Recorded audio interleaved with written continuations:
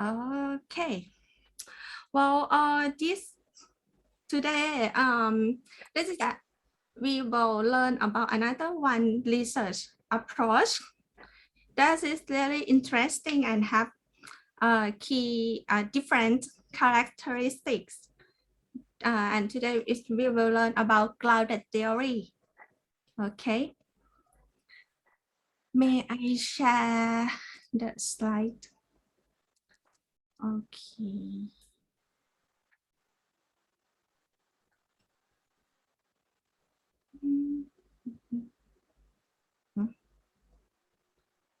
Okay.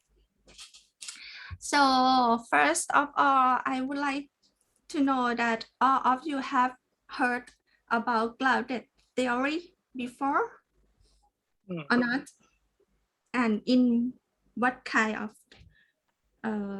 yeah, sorry, I mean, how do you how well do you know about clouded theory?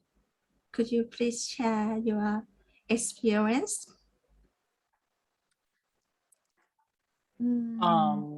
Okay. In my case, I often heard the term, but I never got the chance to know. I mean, because my mentors, one of my mentors is always doing what do you call this? Besides ethnography, like um phenomenology. Yeah, and sometimes and phenomenology, like type of research, like to the qualitative, yeah. And then sometimes the research question was um best answered by doing the grounded theory, though they often said, and they often avoid, I mean, it's not like the bad avoidance, but they often avoid the grounded theory because it is like complicated and difficult method to do. So they yeah, that's how I've heard the term grounded theory. Thank you. How's about Bookweek and Yes, you? from my experience, when I was a librarian at Faculty of Psychology, I have heard a lot about these terms, the grounded theory, especially from counseling, from lecturer and from students, from Department of Counseling in psychology. They always use grounded theory when they want to. I mean, the grounded theory is the famous method that counseling students always use in their research for their master thesis or PhD thesis.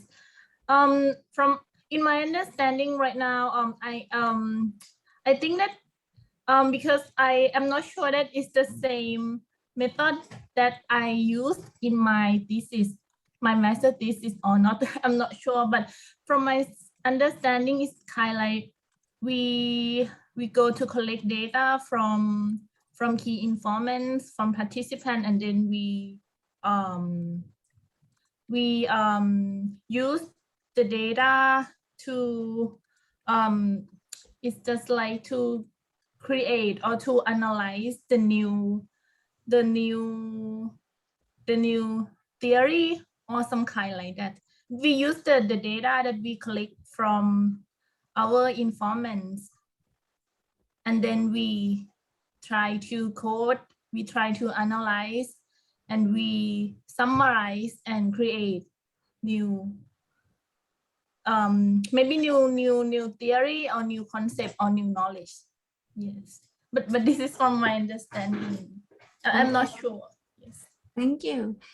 For Wins, I can the keyword is mean like it's very complex, right? I mean, and the advice from your mentor, right? That you should be avoid. I mean, should avoid to use this approach. Am I right or wrong? Not that totally avoid the grounded theory, but I mean they can still allow you to do that, provided that you are well versed with the intricacies of the method.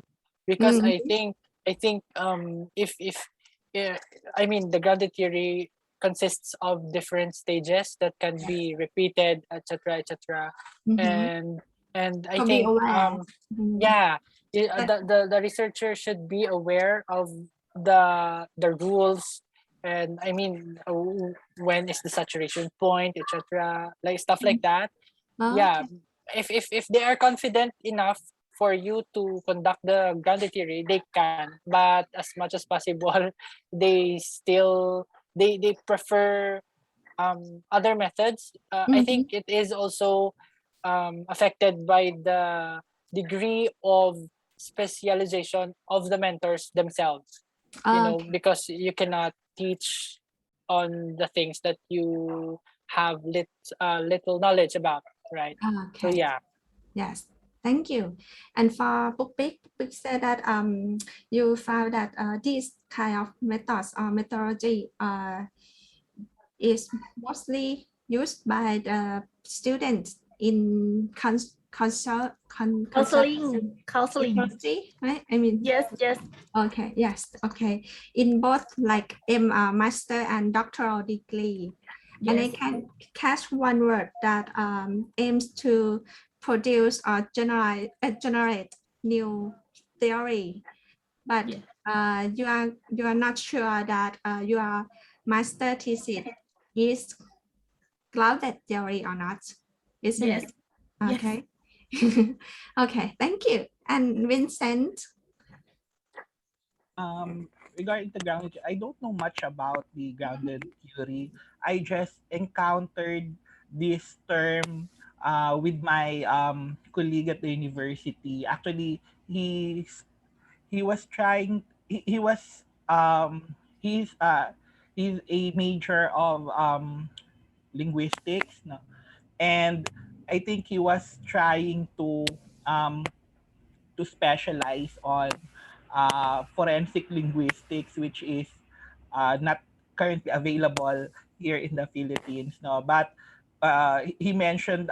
I remember he mentioned about this grounded theory, but he told me that grounded theory is good to for generating new ideas or um, um, new concepts, no, but it is very complex, and Mhm, it needs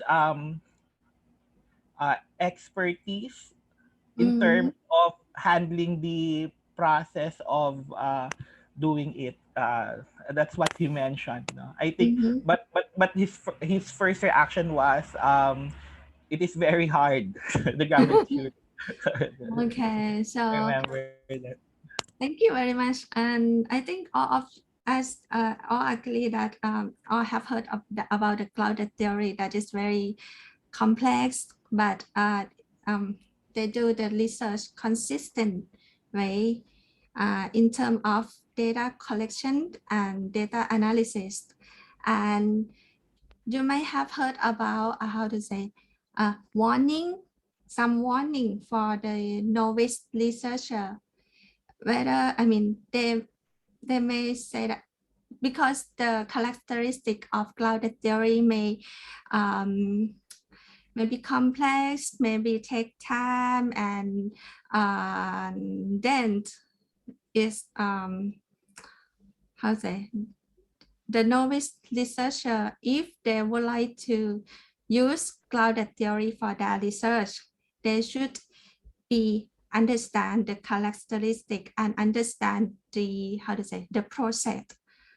They should know well enough about this approach, and they might ask for the advice from their supervisors or ones who know about the clouded theory.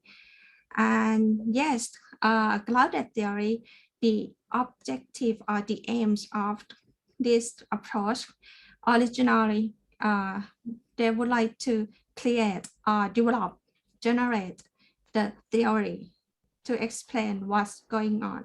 Okay, but yeah. So today the topic that I will cover today is I would like to introduce about the clouded theory and the key characteristic of this approach, and the clouded theory are developed from time to time. So there are some schools of clouded theory. Actually there are three major schools of clouded theories, and then I will tell you a little bit of brief about the process to do the clouded theory research. Then you could have some picture about the overview picture about the clouded theory research design. But what does the clouded theory mean? That all of you, thank you very much, all of you share your understanding, maybe from literature, maybe from your mentor, maybe from your previous study already. And I would like to highlight, I quote this definition from Strauss and Corbin. Strauss and Corbin, they are also, I mean, how to say, they suggest, how to say, the Strauss, this is one, how to say, one of co-founder of clouded theory, but Strauss worked with the Corbin to develop a new version of clouded theory. Okay, so the clouded theory is is an approach for developing theory. They believe that the theory clouded in the data, right? So after they collect and analyze the data systematically, the theory will emerge from that. And you can see the keyword, the continuous interplay between analysis and data collection. What does it mean? It means that the researcher who do this using this approach, they will not have, how to say, the clear cut step between data collection and data analysis. They collect the data from once and then they analyze immediately in order to see who or where they will go for and ask for or collect more data. Okay, so it's interplay and continuously until that they cannot find the new data. Oh, no, cannot find the new data that inform new information. Okay, so but the term of clouded theory, some literature or some articles you can see, the articles that you have sent me sent us as your for your reading. Some articles state that they use clouded theory as well, but actually it's not the whole methodology. They use just the clouded theory analysis technique for their research. Okay, like Bookbig. I think the article that Bookbig chose, I'm not sure for the second or the third reading assignment, that article say that they use case study or ethnography, I'm not sure, but they say that they use clouded theory for analysis, for data analysis. Okay, so the clouded theory could be a method of inquiry, the approach, the research methodology, and also in some literature, they told that they used clouded theory as a method of analysis. Why? Because the analysis, the GT or clouded theory analysis technique, they are so rich, in and systematic. So it's very well and help the research researcher enough to understand the step in data analysis. Okay, and the last one, they will say the clouded theory is labeled for a certain type of theory. Okay, so in the articles or in the textbook, you will see the word clouded theory, but you have to note it in your mind that there could be methods of inquiry and there could be methods of analysis, or the others would like to mean a theory. Okay.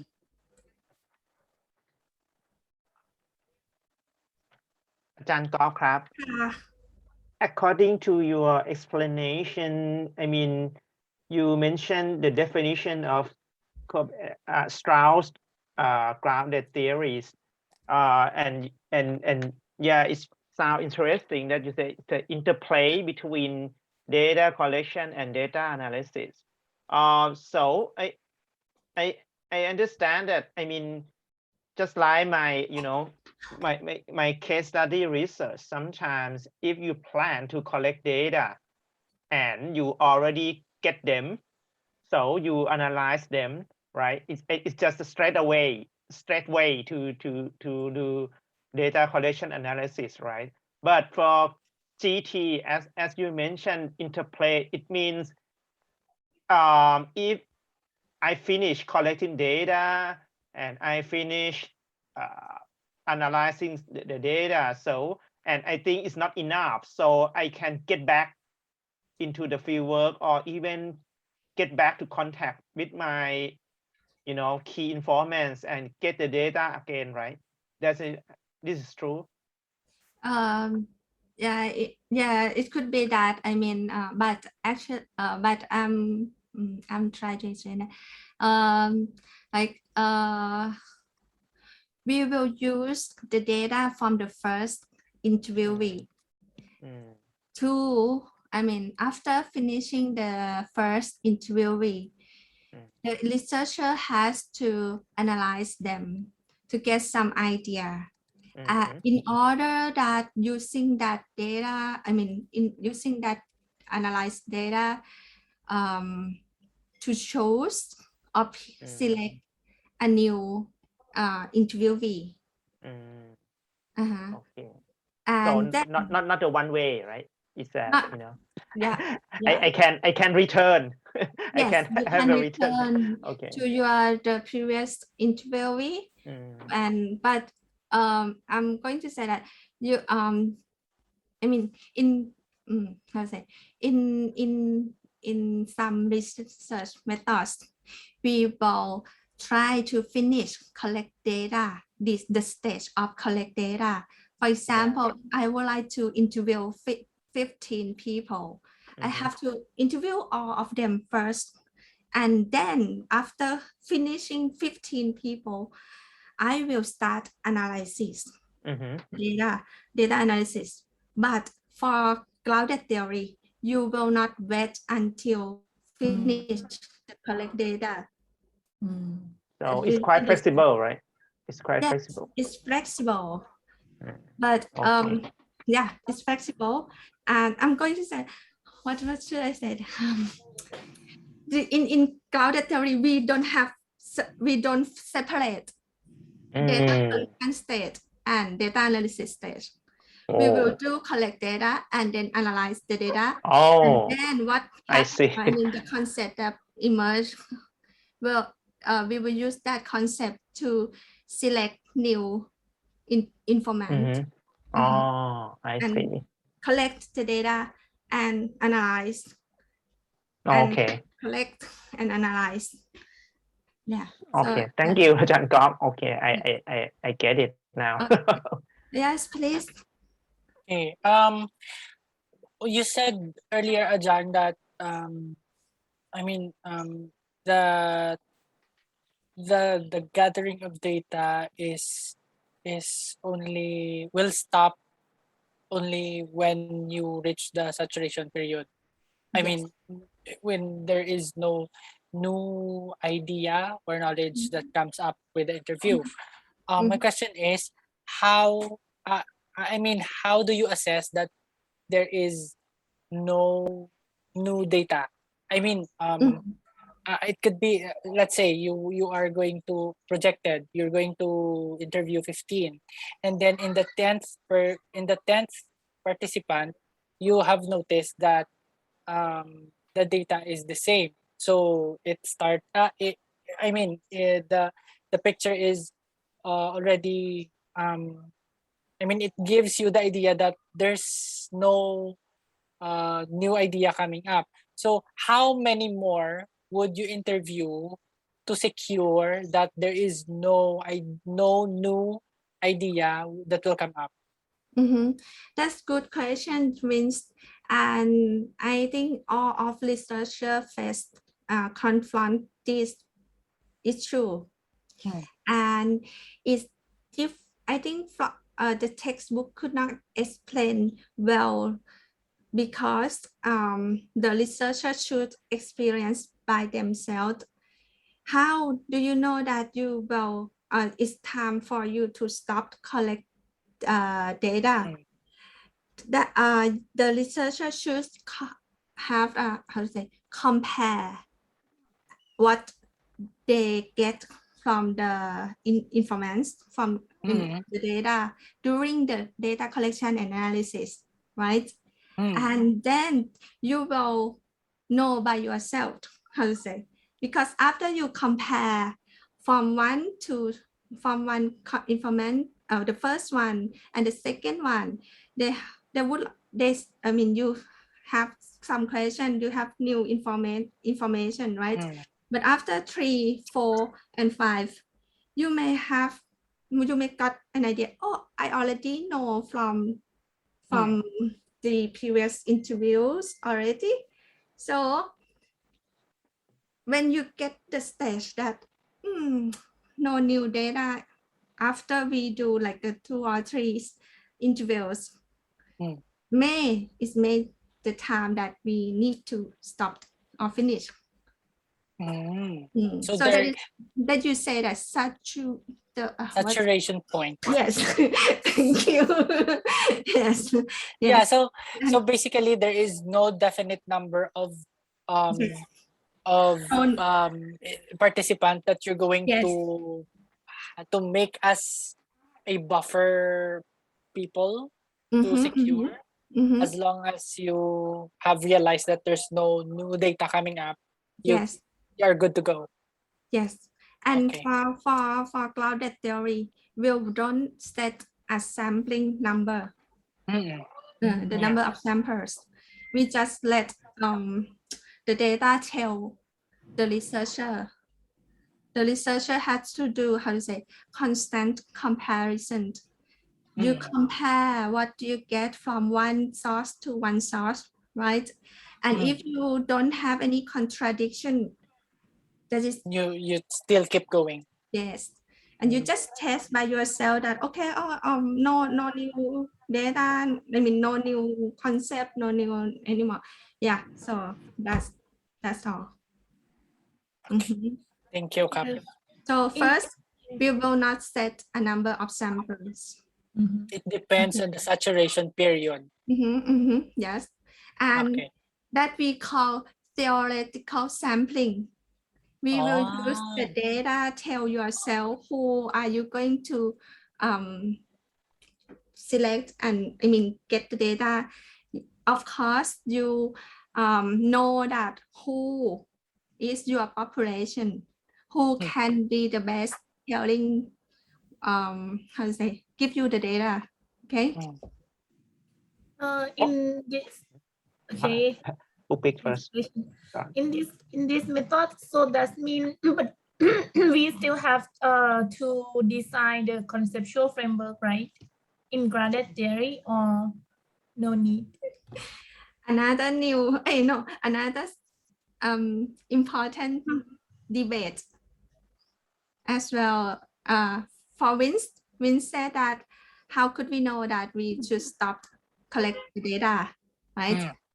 But for Book Big, raise another one important debates whether the researcher should have a conceptual framework or do literature review first or not.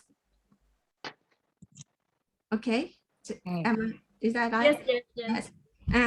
It's for the original one, the Glaser and Strauss, they believe that we should have, the researcher should have no preconception. Oh. No preconception. But as I said that the grounded theory was developed from time to time. There are some scholars try to agree or argue the grounded theory, and for Stones and Corbin and also for Chalmers, they believe that the researcher still should have a minimal preconceptions, Preconceived notion. preconception. Mm. So it means that it's allowed, the researcher should know the topic, right? But they should put that literature review or conceptual framework aside them. And don't let those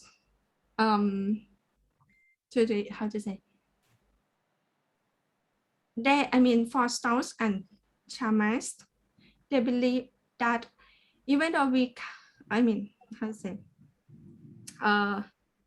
the researchers it's difficult that you cannot have nothing at all. Because as a student, postgrad student, as a requirement of research proposal, you need to do some literature review, right? In order to show that you have basic or some knowledge about your research topic, right? Okay. So we won't let the back, like the literature review or the existing result affect this research, right? Because like for example, for maybe for counseling or psychology, if they want to interview the people with who have a problem with mental health, some kind like that, if they have the existing result, for example, like okay, there are 4 factors that influence people to increase their problem for their mental health, and okay, if they start with the first key informant, they found that okay, I got the first factors, and then they start seeking for the second informants, and they found that okay, from this person I got the remaining factors, maybe the second, third, or fourth from this one. Okay, I stop doing the interview or some kind like that. So that means if we rely on the conceptual framework too much, that means it maybe affect like our like bias, some kind like that, when we collect the data, right? Yes. For grounded theory, the researcher should be open-minded and don't let or and also the aims of a grounded theory, they would like to generate a theory. They don't want to prove any hypothesis, right? So so they originally the researcher should have no preconception at all.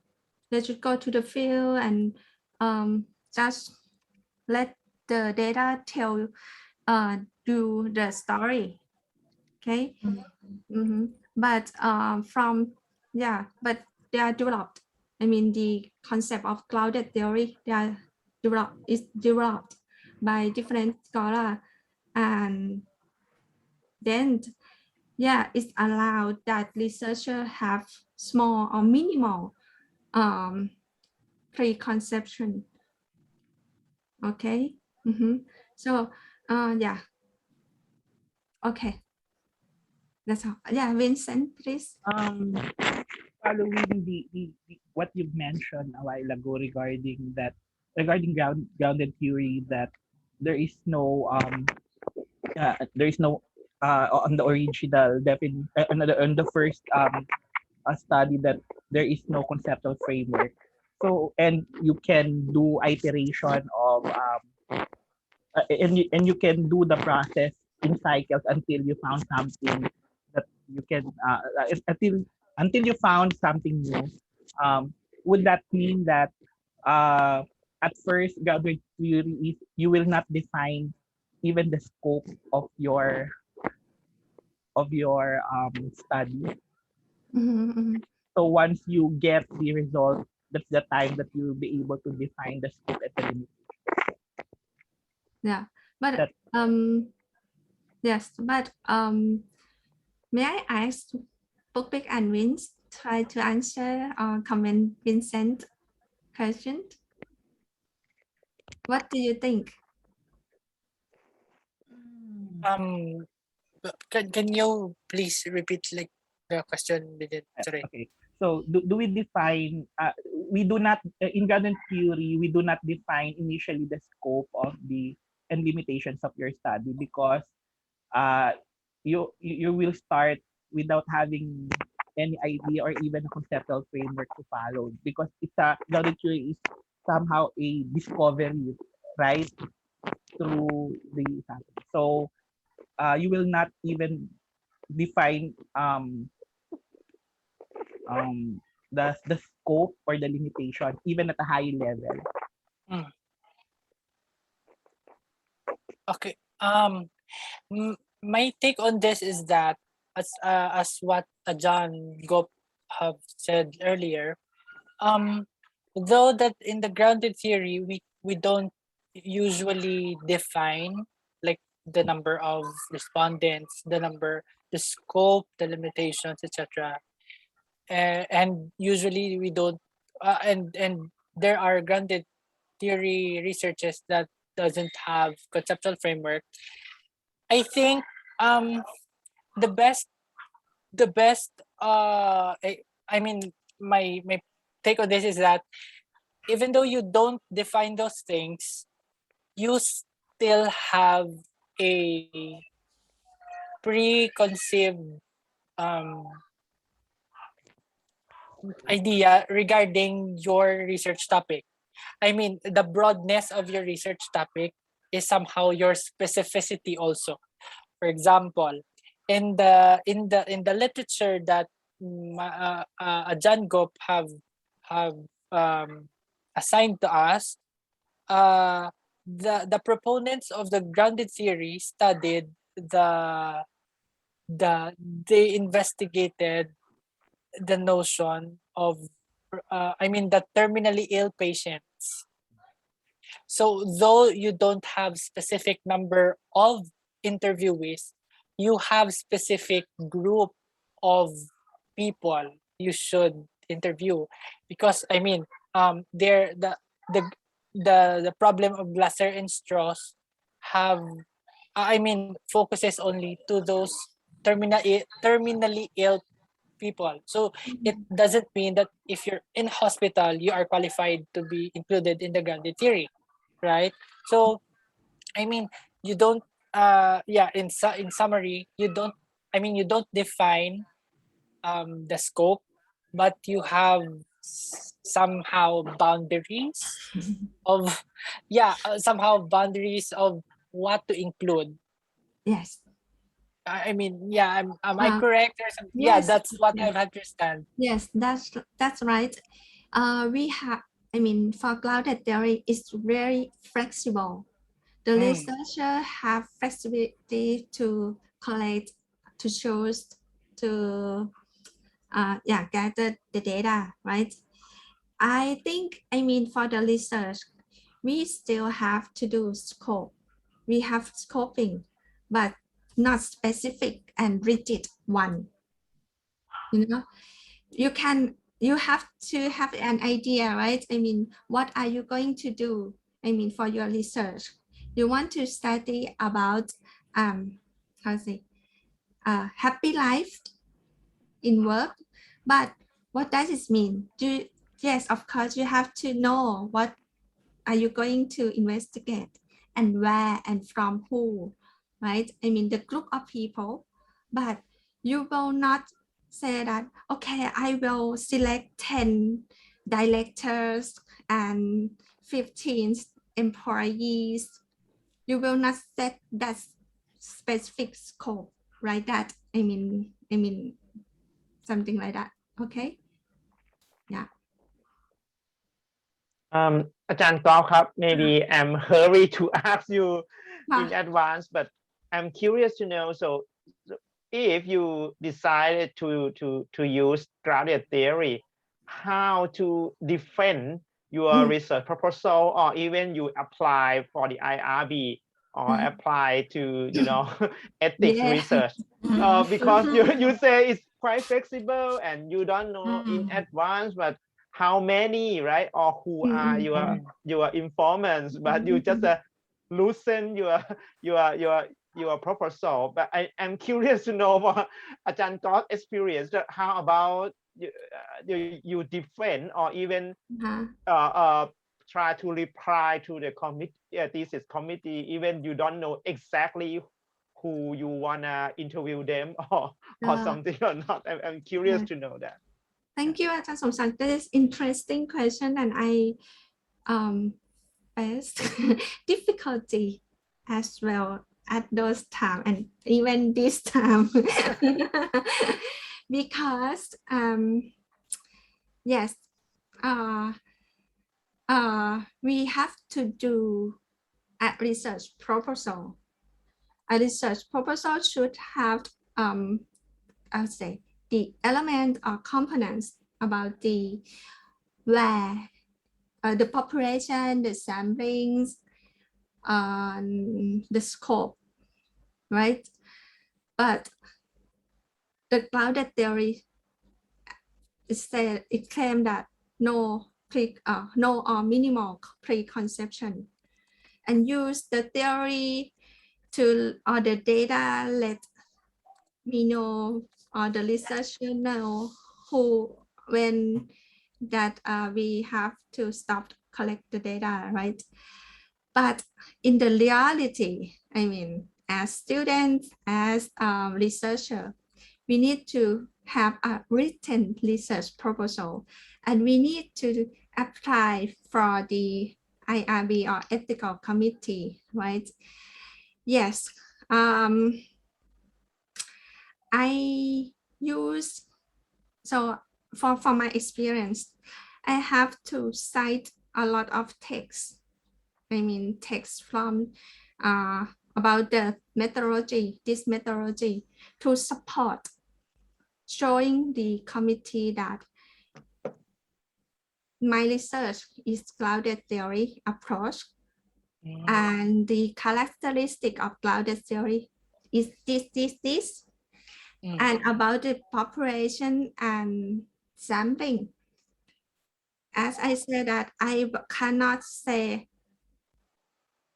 50 people, no, but I will say that I will collect the data from groups of people, of academics, people, researchers in 3 or 5 institutions, something like that.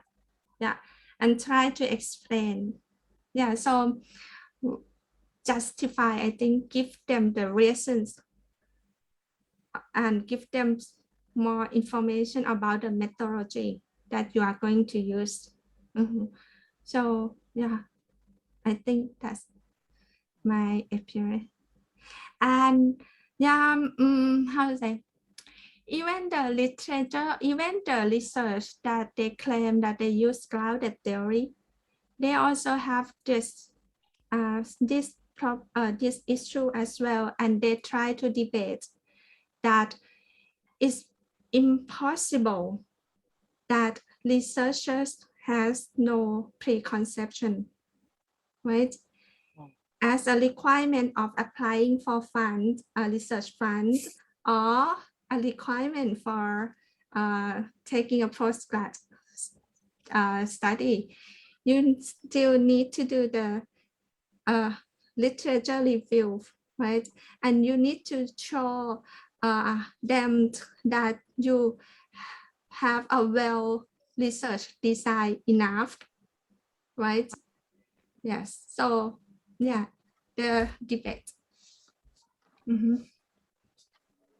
So my answer is that yeah, it's okay. We know that that is the point that we will face when when do clouded theory. And second, you should justify your choice, telling them about the clouded theory. Mhm. Yes. Thank you. Done. Thank you. So let's see. Yeah. The three versions of clouded theory that we mentioned, not we, I mean, in the world of academics world, when we talk about clouded theory, this is three main versions or types of clouded theory. And they'll say that the first one is the classic clouded theory that was originated by Glaser and Strauss in 1967. And they did a research about to define the date, the drying. What does that mean? Something like that. And it's first used in medical sociology, right? To find the meaning of some things, of death, of death. And that work took about 6 years to complete. So you see that it takes many years to find the answer, to get into the stage of theoretical saturation.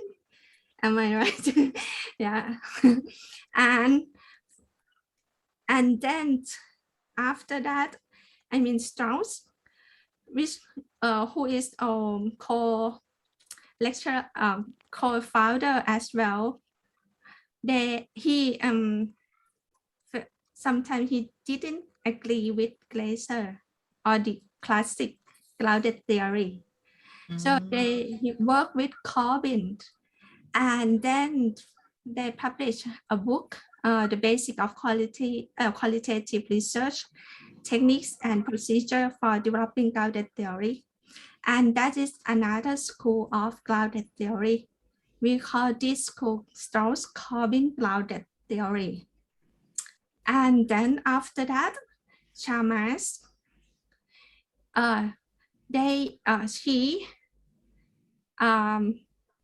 she also developed a variant of clouded theory. She believed the role of researcher in the research. The data could not say something, but the researcher is the one who construct, who give the meaning of the data. So this clouded theory will call constructivist clouded theory. Okay.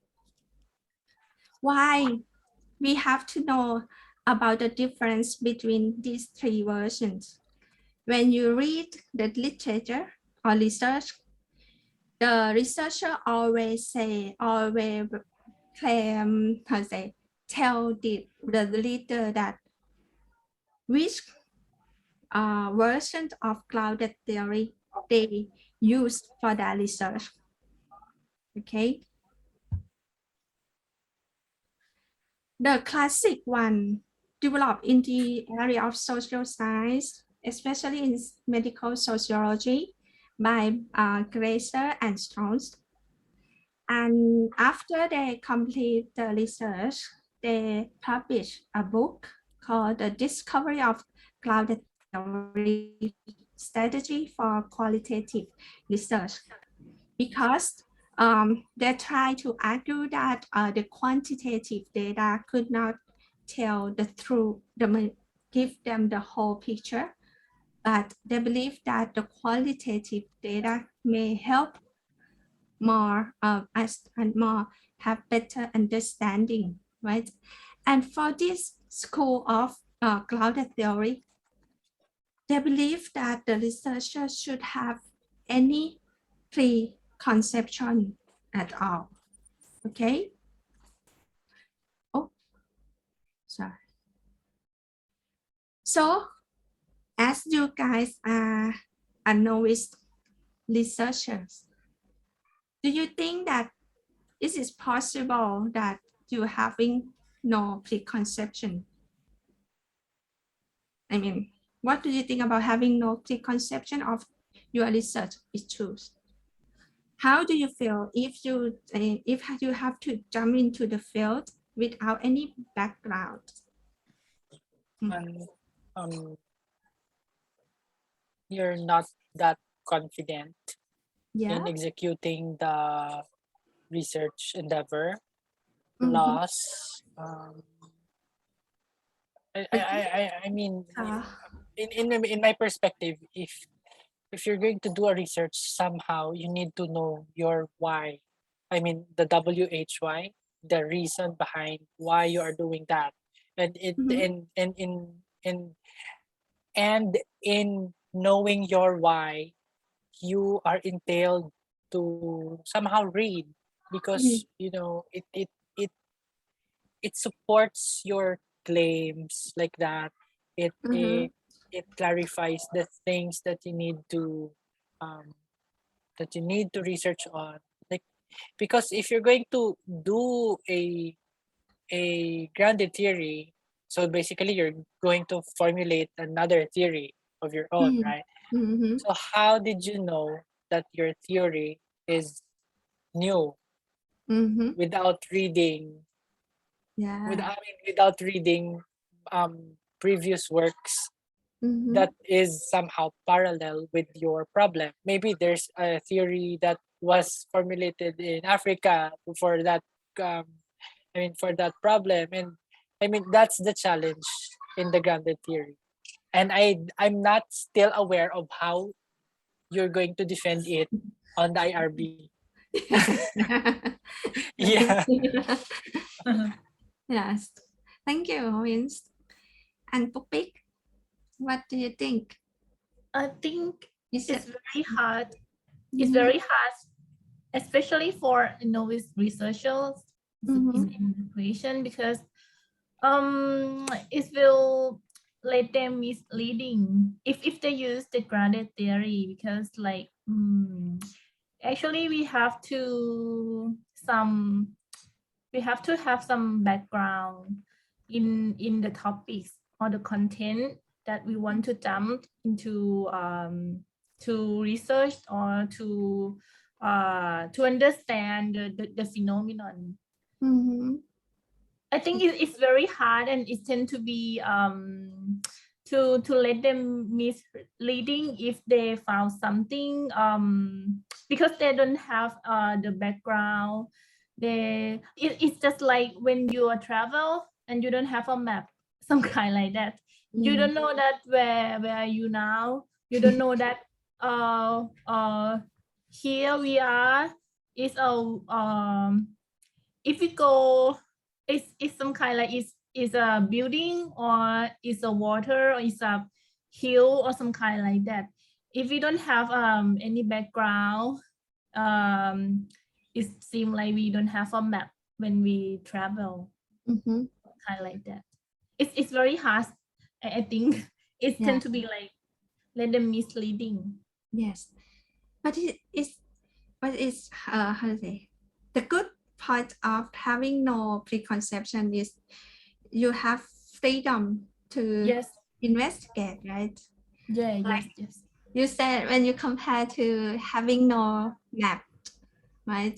But I'm going to say that when you go to the department store and the mall, but you don't have the shopping list, you feel free, enjoy, spend a lot of times, go from shops to shops to shops, right? Yeah. For in grounded theory as well, if you don't, if you choose this, you get more freedom. You don't have the, how to say, predefined concept, right? But at the same time, you have to manage your feelings. You will feel insecure, right? As Novice, as Vin said that you feel, I go to the wrong way or the right way? I'm collect this data too much, which is wasteful or not?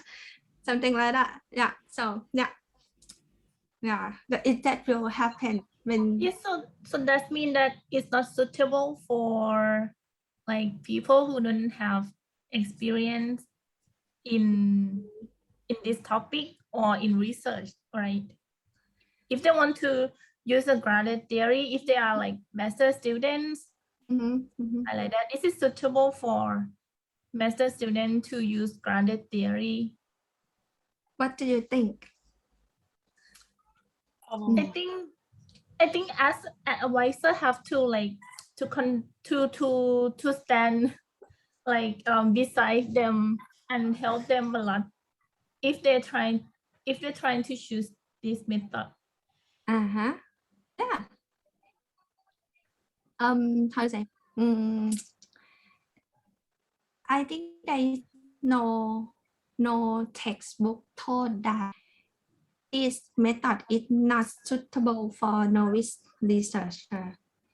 So it means that otherwise no one will get experience on using grounded theory, right? But there's the debate that for novice researcher, they might face some feeling like this, like you guys, that, I might go to the right or to the wrong way. Feel unconfident, right? And insecure, right? But as Bookbig said that getting the advice from mentor or advisor who keen on this methods or who keen on the topic, that will help and help you to get experience on using grounded theory. Okay. And also reading or understand the procedures of grounded theory and the key characteristic of grounded theory will help as well. But of course, you know the structure, the step 1, 2, 3, 4, 5, 6, right? But when you're doing by your own, go to the field, many the reality, the feelings that during those times, you have to be, how to say, managed. Like, yeah.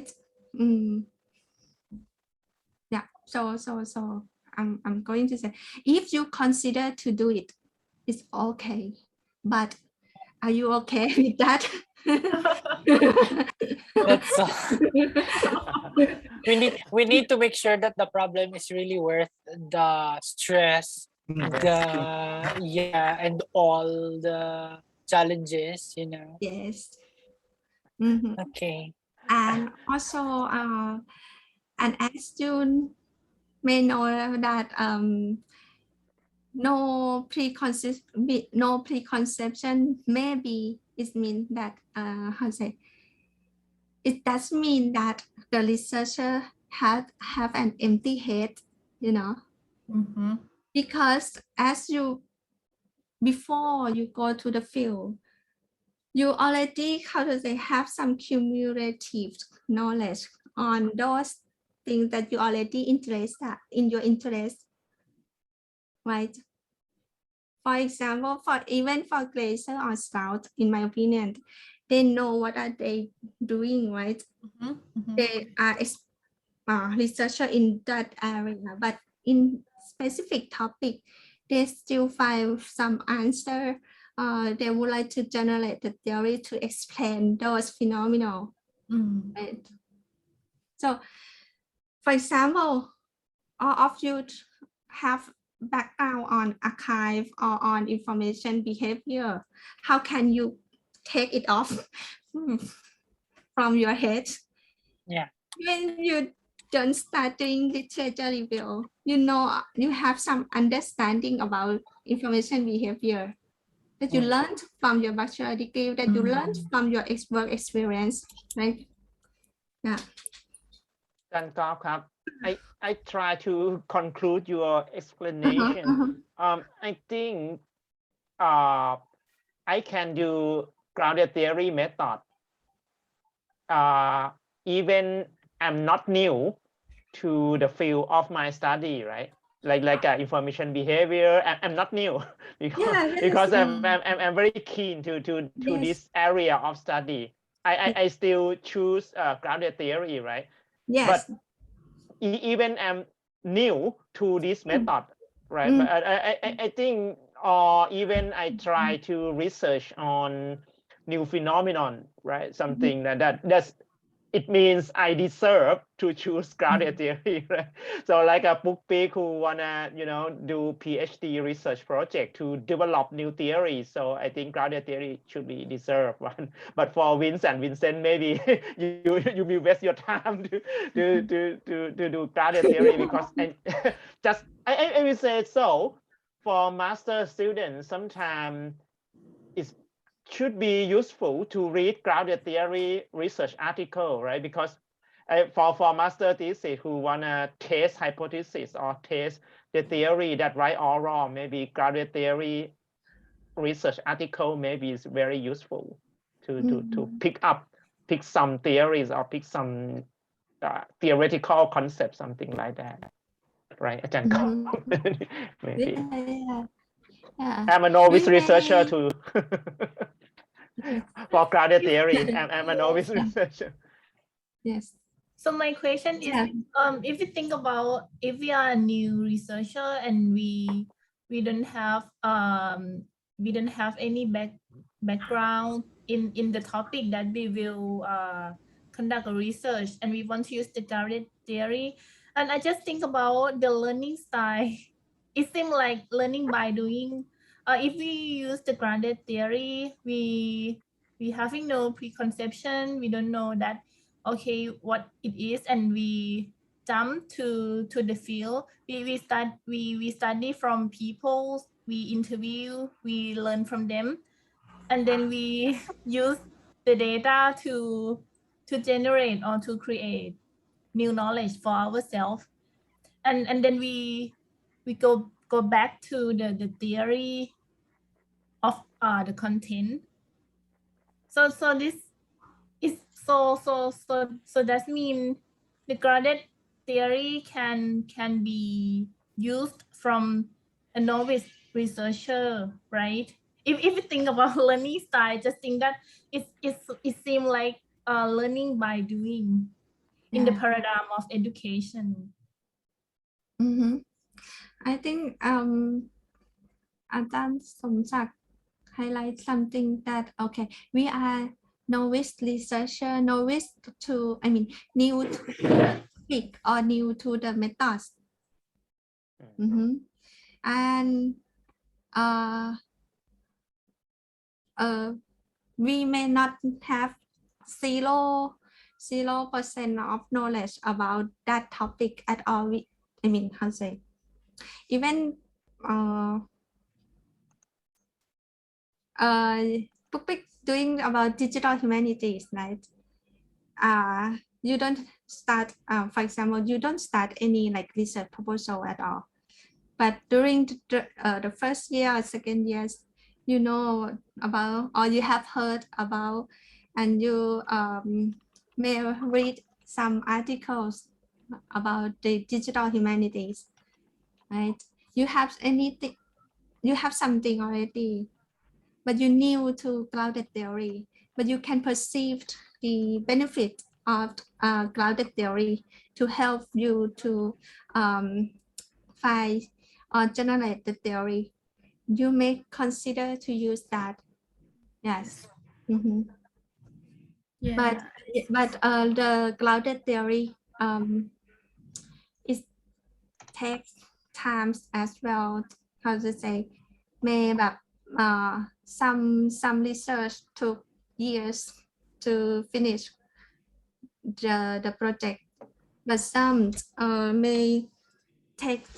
But I mean, from the articles that I sent to you, they cite the articles that use clouded theory, and they try to analyze that. Some research project took a few months to do the research, the clouded theory research, but some take a lot of time, take years. For example,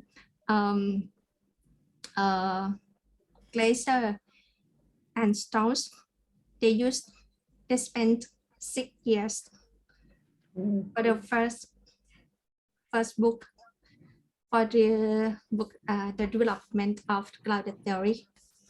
Okay. Yes.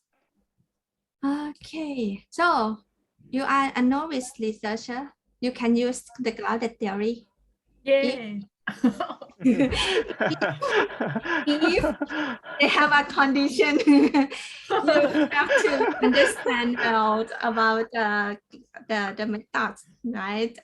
And you will feel more confident when you have to do it by yourself, right? Yes. And well, for the second school of clouded theory, and we call Strauss-Corbin, this version was developed by Strauss and Corbin, and it's based on the pragmatism. They believe that the theory are always testable to the data that gave rise to them within the interactive context of data collection and data analysis, okay, in which the analyst is also a crucially significant interactant.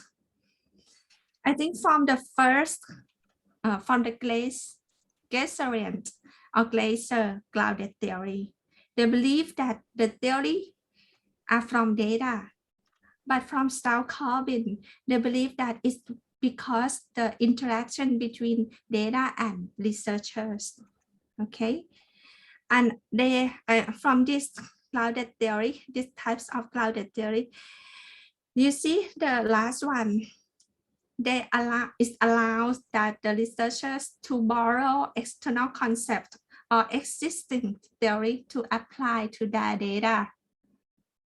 So if your research, you state that you use Gaussian clouded theory, it means that you should not have any preconception, right? Because from the original Gaussian clouded theory, they believe that the researcher should have no preconception. But for Strauss and Corbin, they believe that the researchers can have some preconceptual, right? And the last one, this is very famous one that most researchers use these types of clouded theory. It was developed by the Katie Chalmers. She just passed away a few years ago, and she has believed that the researcher are the one who construct theory from the data. Okay, so they are based on interpretative tradition. Okay, so the result theory is an interpretation depending on the researcher views. Okay, so you can see from First, the original one, the Glasserian, Strauss, and Corbin, from the objectivism, right, to subjectivism. Okay.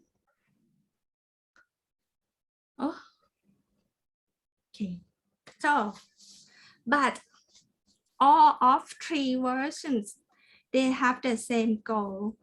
They believe that after you, the researcher should have the final product should be the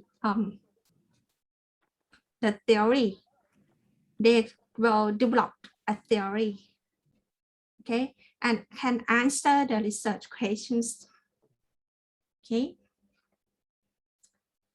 Yeah, that is. อาจารย์ก๊อฟครับ Ah, What is middle range theory? mid-range theory. How to say? Mid range, oh sorry.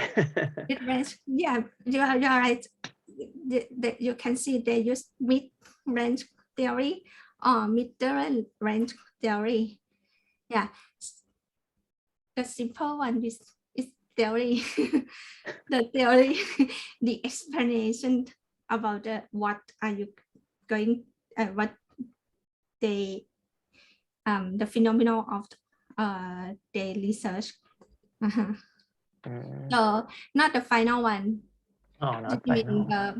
how to say, we generate or develop this theory, but it may not the theory that explained what's going on, right? I mean, of the topic, and telling the cause and the properties, the context, right?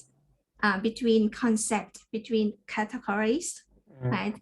And it's allowed the others to prove the theory or use the theory, this theory to what?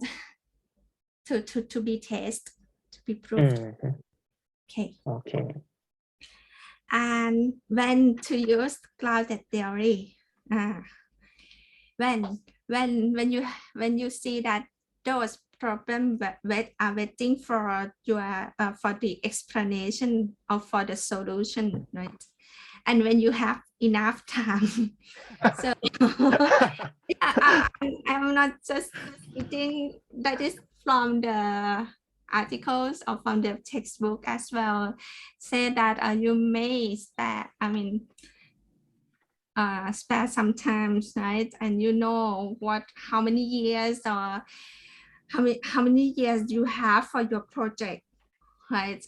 And you still need to decide the research, the step, the procedures, and how many time that you left for the research.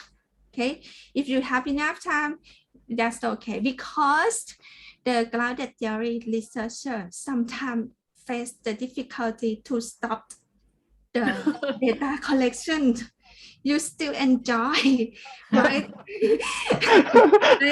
And as Min said, sometimes we don't know when we should stop. When to stop. Oh, that is new. Because That is I also think- not new.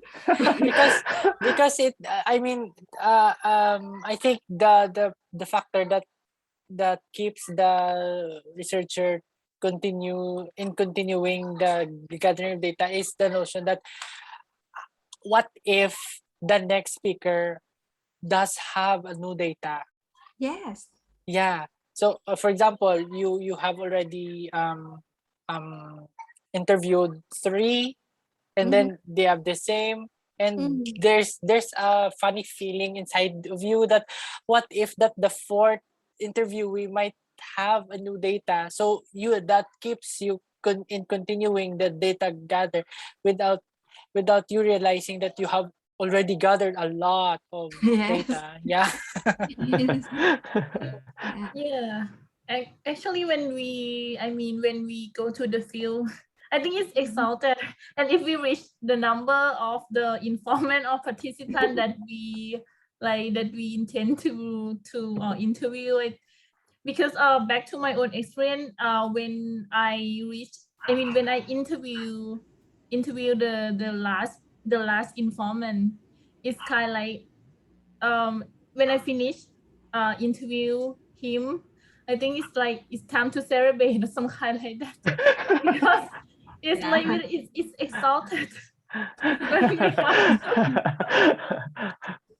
But when I wish, yeah, the last person. Mhm. Yeah.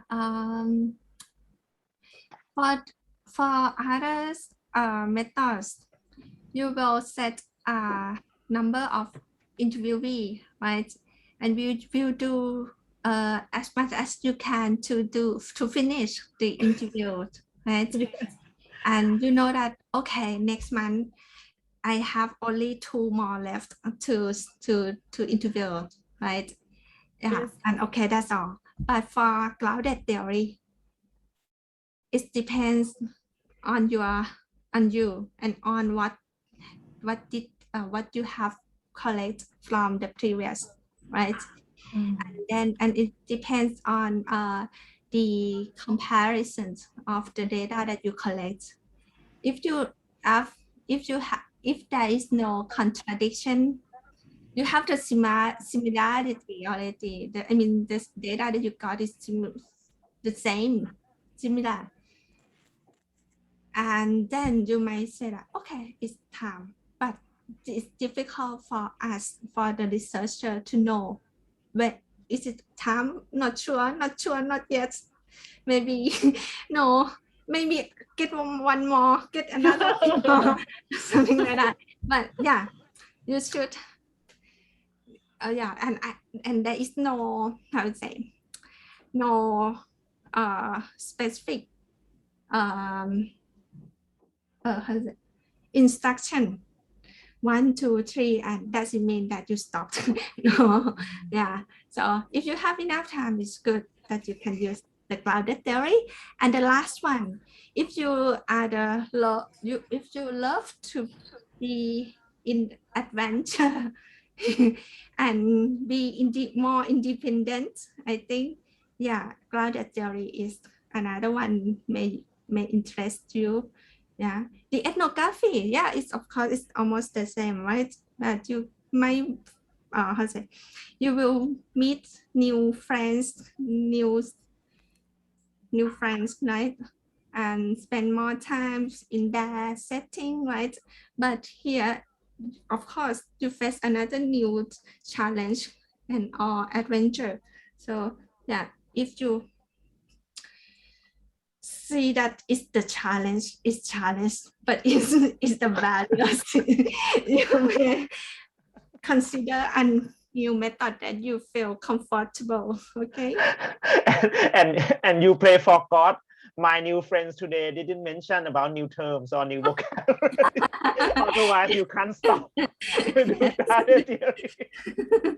And then Yes. how if we can like if we can collect the data, I mean it's enough. I mean if it's only in 1 month, so we can finish the project, right? I mean for the grounded theory, if yes, Yes. if we can like if we can and we Yes. collect all the perspective of the data and okay enough, and then it depends on the situation, like Yes.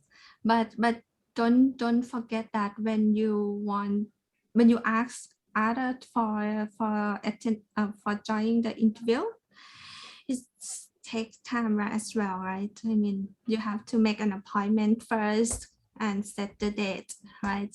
And press. So it time. So my question is, when we I mean, as you explained before, you said that we interview the first one and then we analyze and then we go to the second person. So can we I mean, can we have the name for all of the informants to provide, and then we no.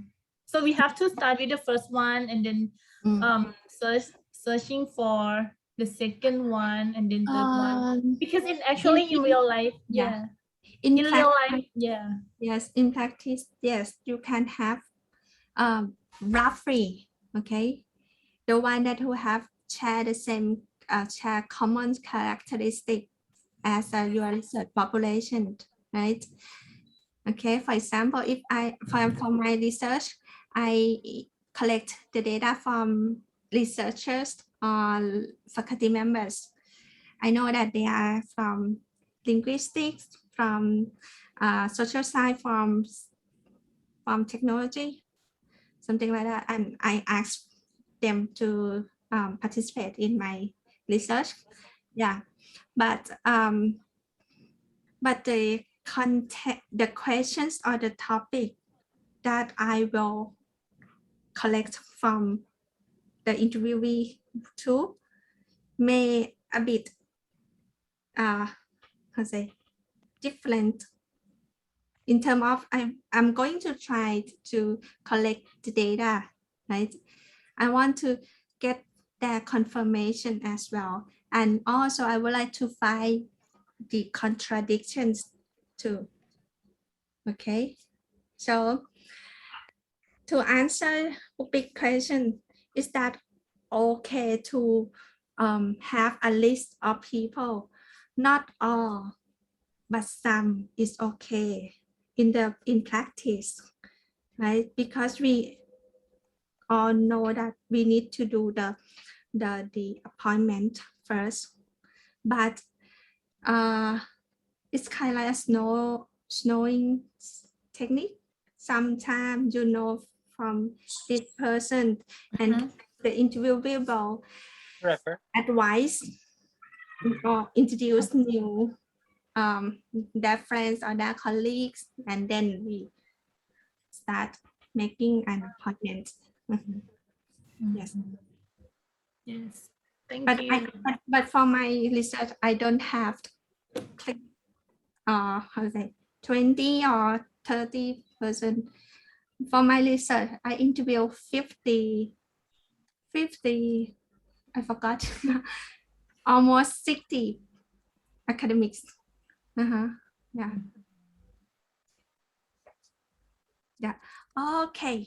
So shall we have a short break and then we will go to the next topic and discussions.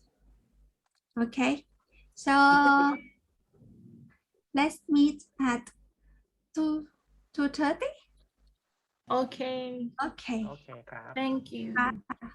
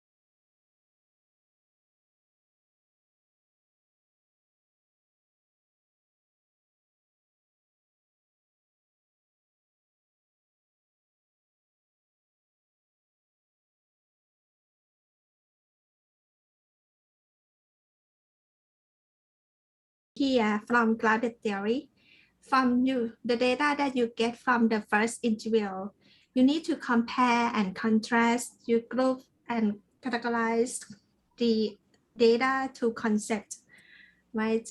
And then you start a new series of data collection again. And then you compare the data from the first round and the second round together and compare, contrast.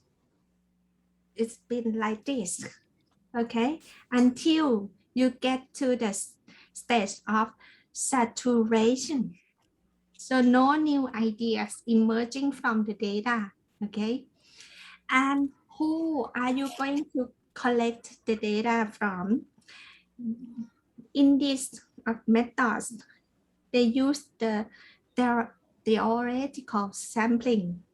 So use the what you get from the first one to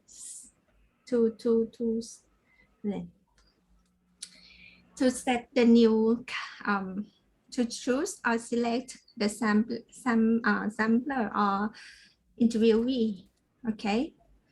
And for the data analysis, the steps in data analysis is very interesting because they separate into 2 or 3 steps clearly. And other researchers, I mean, in other methods, they borrow the idea of coding from grounded theory to their research because it's helped them a lot to group, to generate the concept, to group the concept into the categories and to build the theory or the final explanation, okay? Yeah, and compare and contrast the data that you get. And the other significant activity in grounded theory is memo writing. When you get the data from the first interview, you analyze the data, and it's necessary for a researcher to do memo writing because to make a note, make a reflexive note or memo. What do you think about the data that you get from the interviewee? Okay, what do you want to know next? That is a memo note or memo writing. Okay. Yeah. Next, please.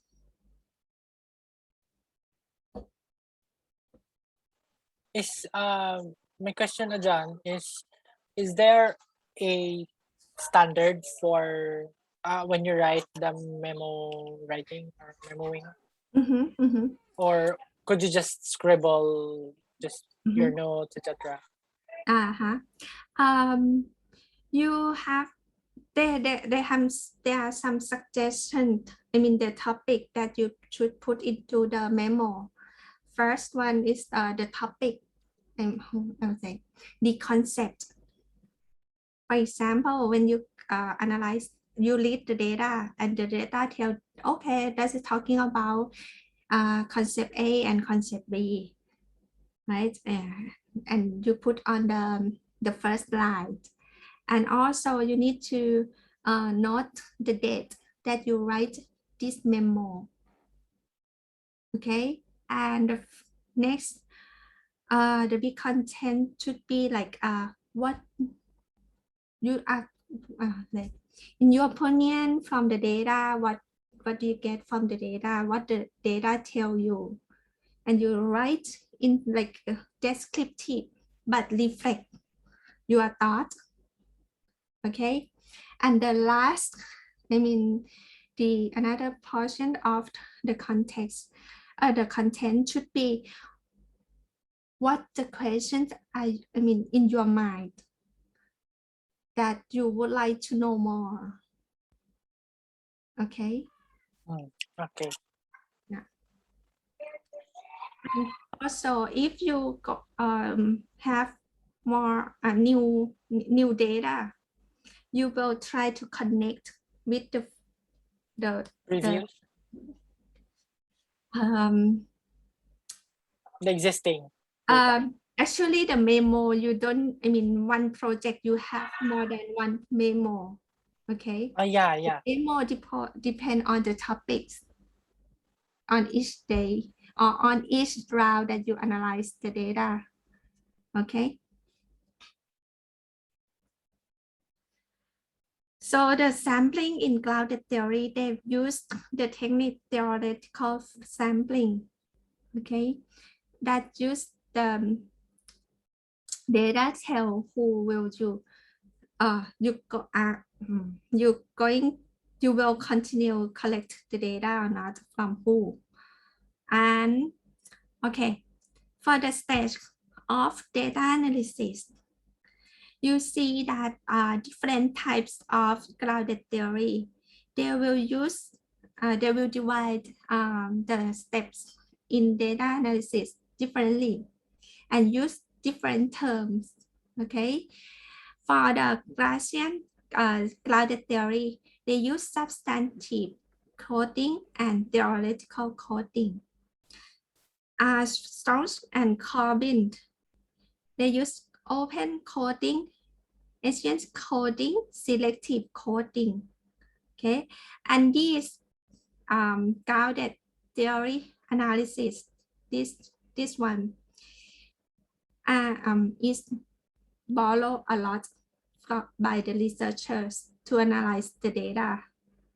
Okay, and for the constructivist clouded theory, they use some textbooks say that they have two steps: initial or open coding, and the second selective or focused coding.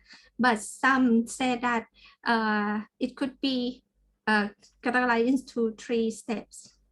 Okay, and what does it means, please? Okay, my question na dyan, if the researcher will adopt the constructivist grounded theory, Yes. is she going to adapt strictly these steps or This of the one. data analysis, or can she borrow the 3 steps analysis of Strauss and Corbin? Yeah. No rules, but you have to tell the readers. You claim that your research, you are the constructivist clouded theory, right? You follow the philosophy back concept that, okay, you believe, you agree with constructivist clouded theory that the researcher has some roles on constructing the data, constructing theory from the data, right? And it allows the researcher have some preconception, right? But for the analysis, you may say that, okay, you can mix that, but in how to say, if first one, if you say that you use the constructivist clouded theory, you should follow the constructivist clouded theory, right? I mean the step and stage and also the analysis. But if you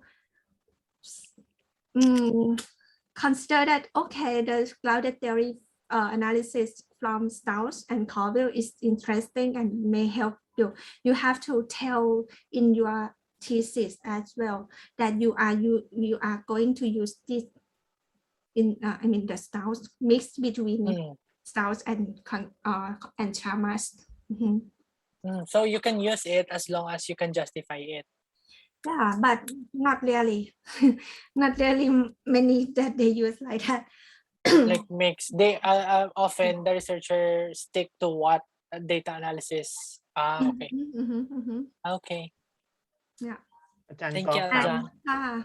Ajahn Gop, it means if I choose, I mean, if I choose Sharma's School of Grounded Theory, it means I am 100% qualitative researcher, right?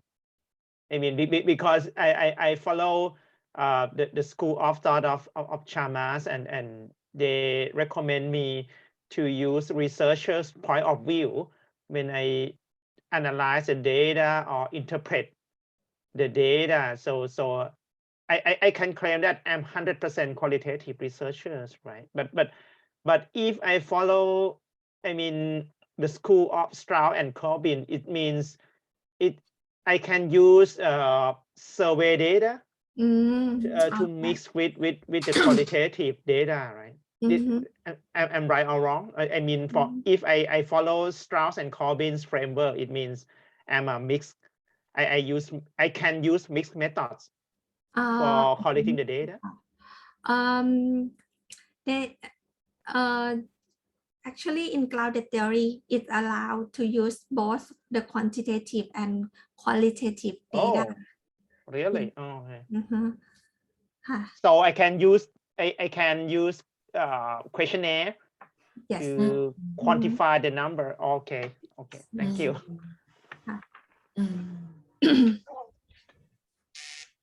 But most of us tend to not us, most of how say grounded theory tend to use qualitative data. Yeah, to like use the interview focus group. Yeah, but from the textbook as well, it's allowed not just only qualitative data. The quantitative data may visualize something for us. Okay, thank you. Okay, so when you read the articles, for example, they may say that they use case study for the research and as an approach, but for the analysis, data analysis, they may say that they have stepped. They may state they use grounded theory analysis for that research, but some articles may explain. They will not say, okay, I will use grounded theory analysis. They will just explain the steps of data analysis that they could be, I mean, it could be divided into 3 steps. First, open coding, and then exchange coding, and then selective coding. Okay, what I'm going to say is to make a note that when you read the article and they say and read the article and you see the term grounded theory, you should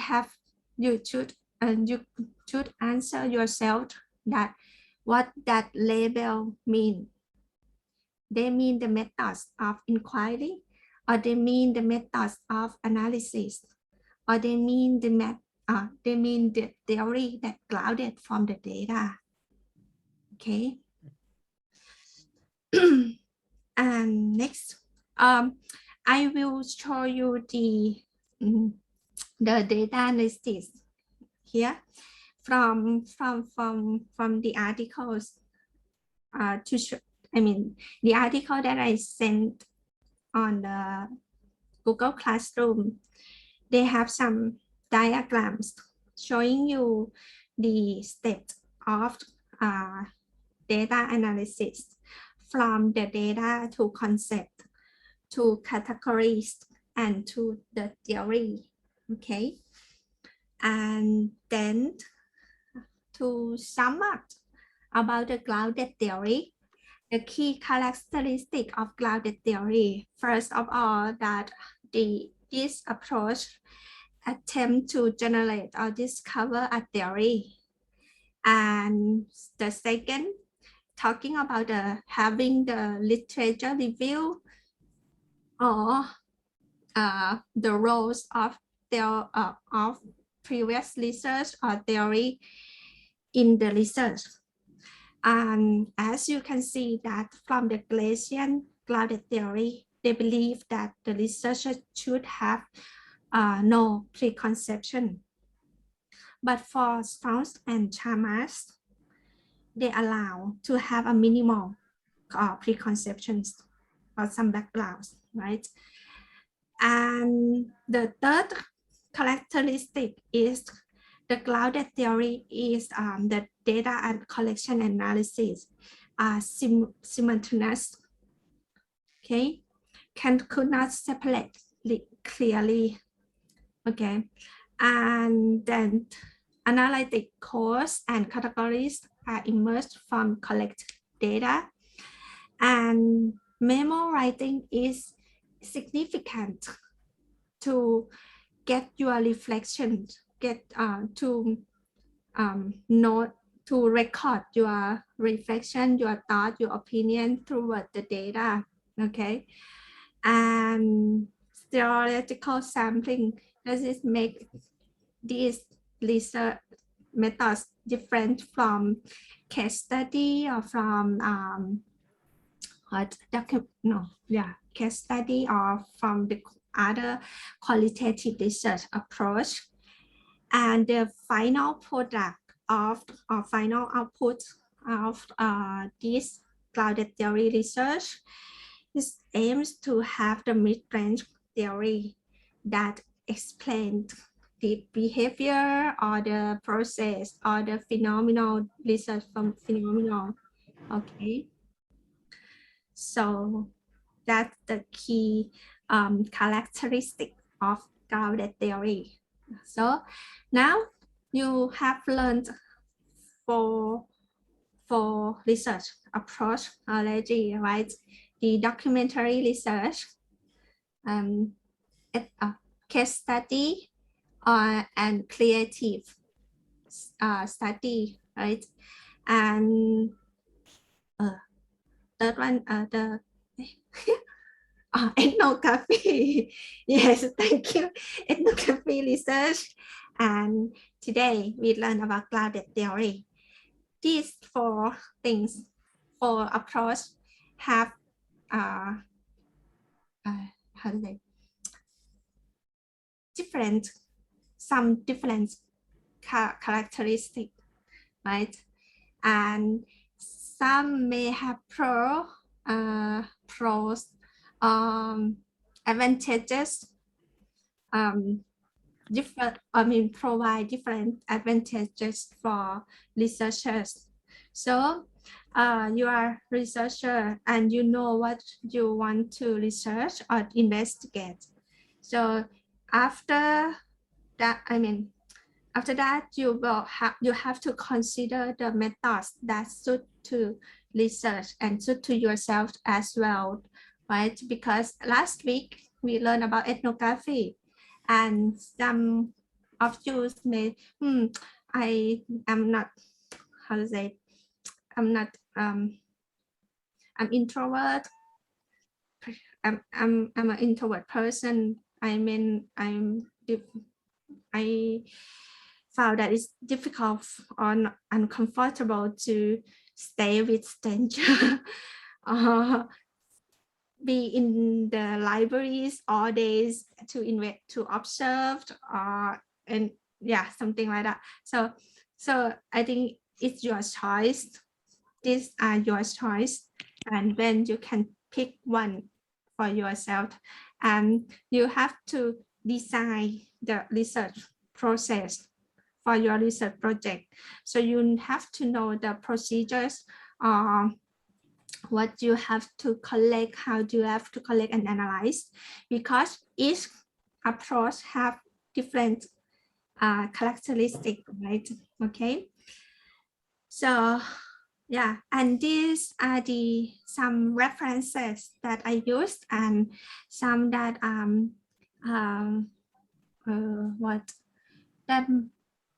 and some I didn't put in here, but I sent to you on Google Classroom. That is talking about the clouded theory for the novice researchers and some and one or two research using the clouded research articles talking about the using clouded theory in information library and information studies. Okay, and now I'm going to show you the articles showing you the process of data analysis.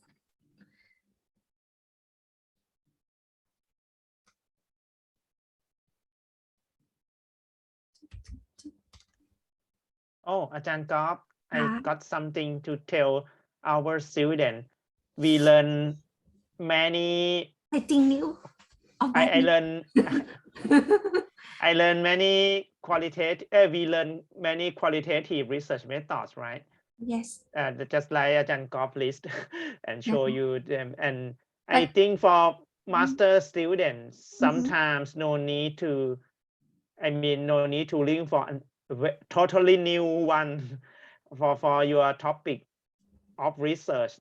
You just and you just have a look and okay, you still got a lack of some qualitative research method to do, and you can make that contribution to the field of study. It's fine. No need to looking for a totally new or completely new. I think for master student, you can try new research methods as well. Just okay, for some this study, they always use survey research, right? But now, why not try clouded theory or ethnography sometime? You can make a new contribution to the field of study as well for the master student. But Pupik, you have no choice. You have the new topic and new methods as well. Lucky you.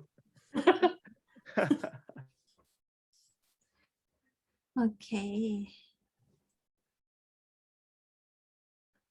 So,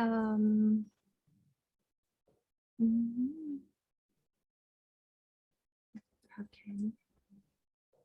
Okay. Okay. This article. See? Can you see the article here? Yes.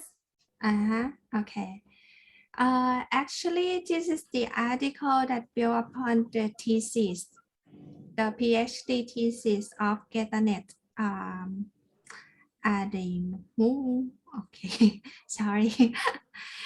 And he do a research about the metadata, but he used the constructivist clouded theory methods for finding the answers and generate the theory. Okay.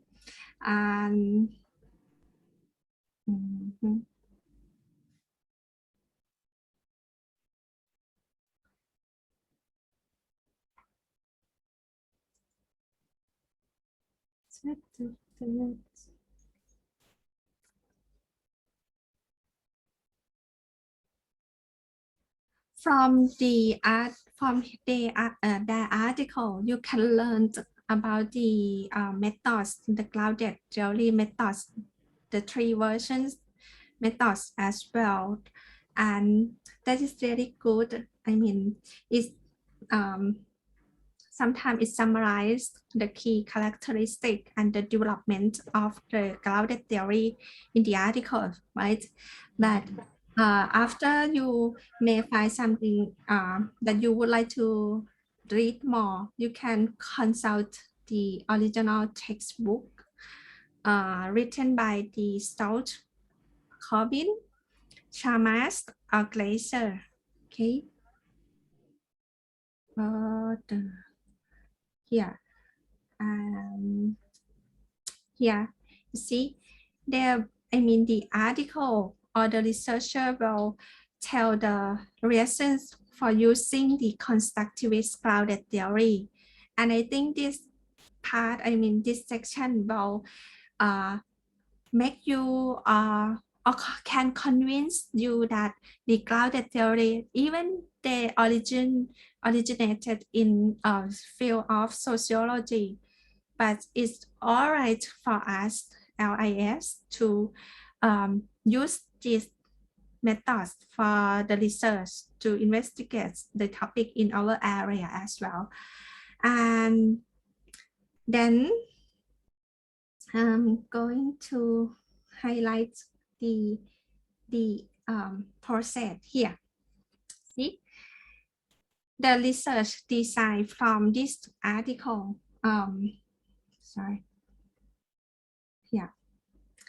can give us the overview of steps or the key activities in our research, in the research project.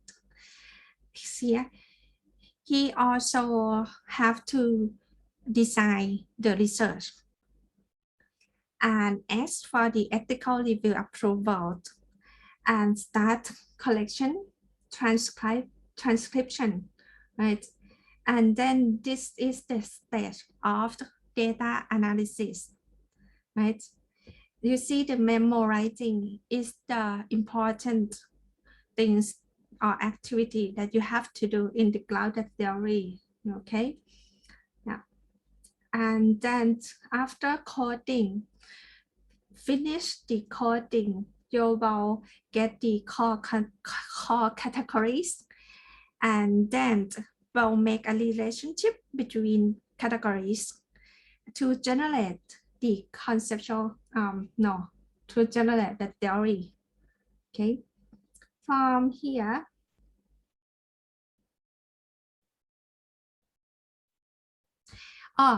in the article, they said that they use the software to help facilitate data analysis. And here they used NVivo for the project, okay? And there are several brands of QDA or qualitative data analysis softwares that are available in the market, and you may choose one for your project. But it depends as well. If your data are not a lot, I mean, you just do interview just 15 and you feel that it's all right for yourself to do manually or use just Microsoft Word for analyze the data, that's fine. But if you consider that, oh, you have a lot of data and you want to use some tools to help facilitate, not do it for yourself, okay, right? And also some software you have to pay, not free, right? So that is the one criteria for you as well. When if you decide to buy or not buy the software for your research project. And later, I will I will explain about CAQDAS. But here you may have about the NVivo now, right? But you may have heard about MaxQDA, right? Oh, Vince, you using MaxQDA? Yeah, I got the chance to use MaxQDA. Wow. Wow. But and for Vince, trial. Okay, Vincent, which CAQDAS that you are using, that you have used before, Vincent? No, Ajahn, I haven't used. Okay, so may I ask for your help? I mean, Pupik and Vince to be teaching assistant to share, because Pupik has experience using the NVivo, right? Yes. And Vince, you have experience using MaxQDA. Okay, yeah, that's good. Okay, well, later on I will ask for your help to share, to teach us, to give some tutorial. Okay, yeah, the MaxQDA and NVivo we have to, they have some fee. I mean, we have to buy the license, and the student license is cheaper than employee, no, researcher license. Something like that. Yeah, like organizations. Like Yes, yes. And fortunately, I mean, we don't provide free license for students yet, but that's all right. It's okay. We will use the trial license for our course, and I already asked a course license from MaxQDA for us to use. Okay, yeah, but taught by means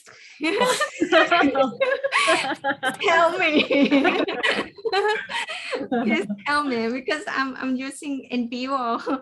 But yeah, you can chat. Okay. Right? Oh, for the coding, we did not that explore the coding because we used the MaxQDA when we did the systematic review of Mhm. the master's and postgraduate thesis in our Wow. university. So we ran like we used. Unfortunately, I already uninstalled Don't the worry. I have license for you. we uninstalled. I already uninstalled the app because we only used the 1 month free trial. So Yeah. so we got the pressure during those times to finish the analysis within 1 month, you know. Because but basically I haven't used NVivo, but my mentor did. So her point of view is that MaxQDA is more user friendly.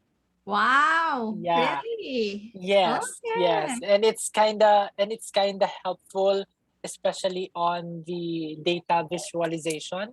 Because because it gives you some like word cloud and tree Mhm. mapping, and then it's kinda easy for you to link the studies with specific keywords, etc., etc. Yeah, so it's very helpful. I think it can also be used in all coding stuff.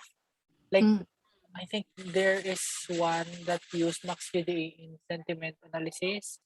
I don't know if how did they do that, but I think my mentor said that MaxQDA is now being used by some researchers, not only for systematic review, but for a lot of other researches that needs like coding and stuff like that. Yeah. Looking forward to your tutorial, Wins.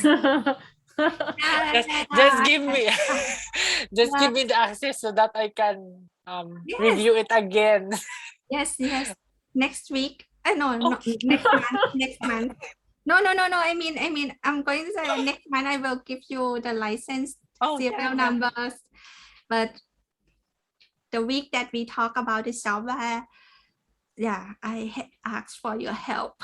Yeah, sure, Ajahn. It would be my pleasure to help. Yeah, and the course license, it just allow the student use this software with in the course. After finishing this course, you could not use this license anymore for your thesis. Okay. Yeah. But that is enough generosity from the company. But there is other qualitative data analysis software that we can use. Is free, but it's the light version. It's called QDA Miner Lite. QDA Miner Lite. You can go ahead and look ahead. And Vincent, would you like to try this one? to be tutorial. Yeah. John, if you want, I can share like a screen capture of what the data look like when I am, you know, the, use the MaxQDA. Yeah. If you want, Now? yeah, Oh, just a okay. short, just.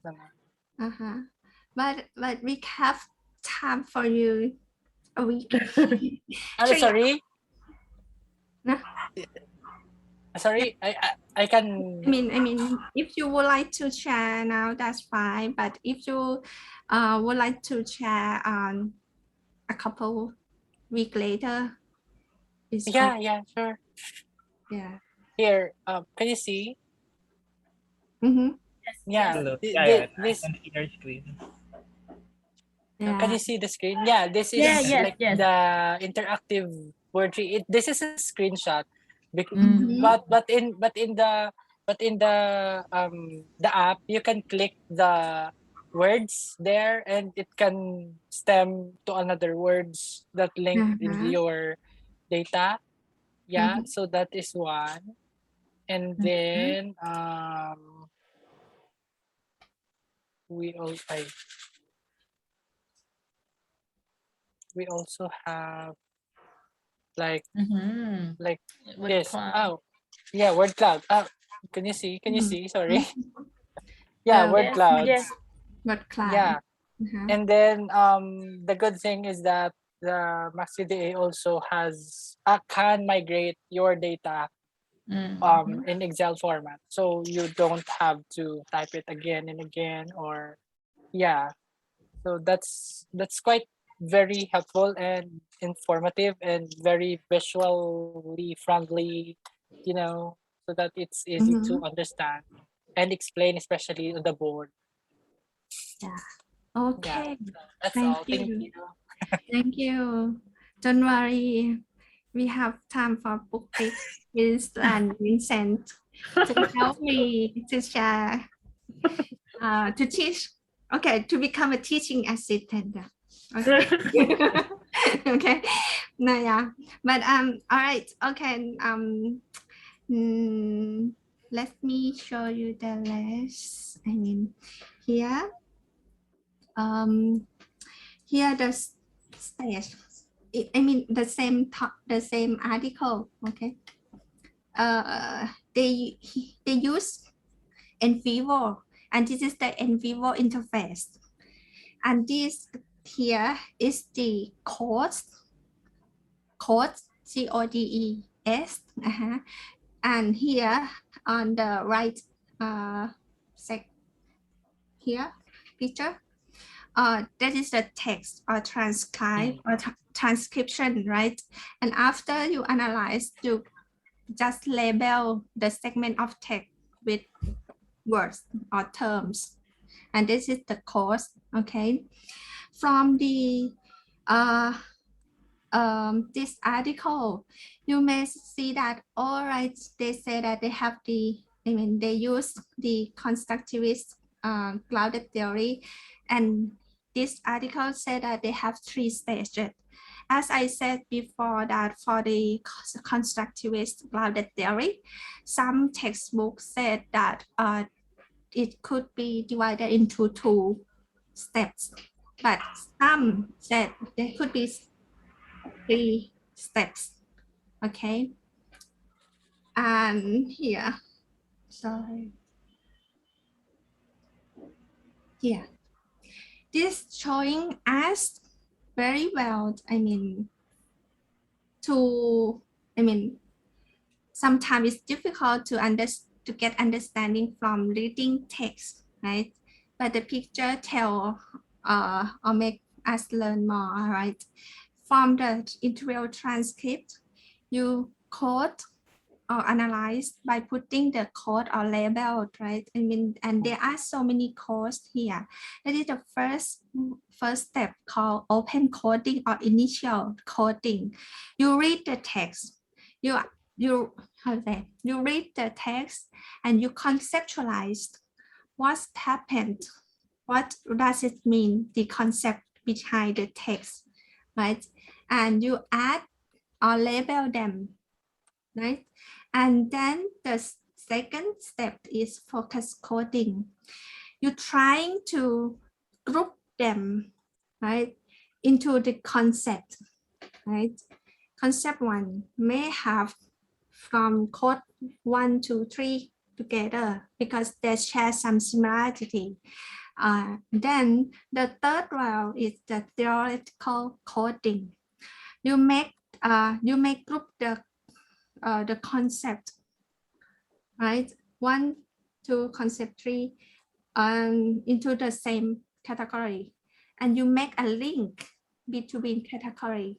Make a link is mean make a relationship between categories, and use this showing the pattern of behavior or pattern of the research phenomena. Okay, and from this you will receive the theory. Here, this is the open coding from his PhD thesis. See the how many 221 codes. But after the first round of, the first step called open coding, they could be categorized into smaller number of code. See, from the text, the yellow one, from the text, from the data that you collect, then you code here and group again, right? And pick the core category and make a link. And you got a theory telling the people about the data, about that emerged from the data. Hello, John. I have a question Yeah. regarding for the coding. I'm just curious because I haven't done this yet, like the manual stuff.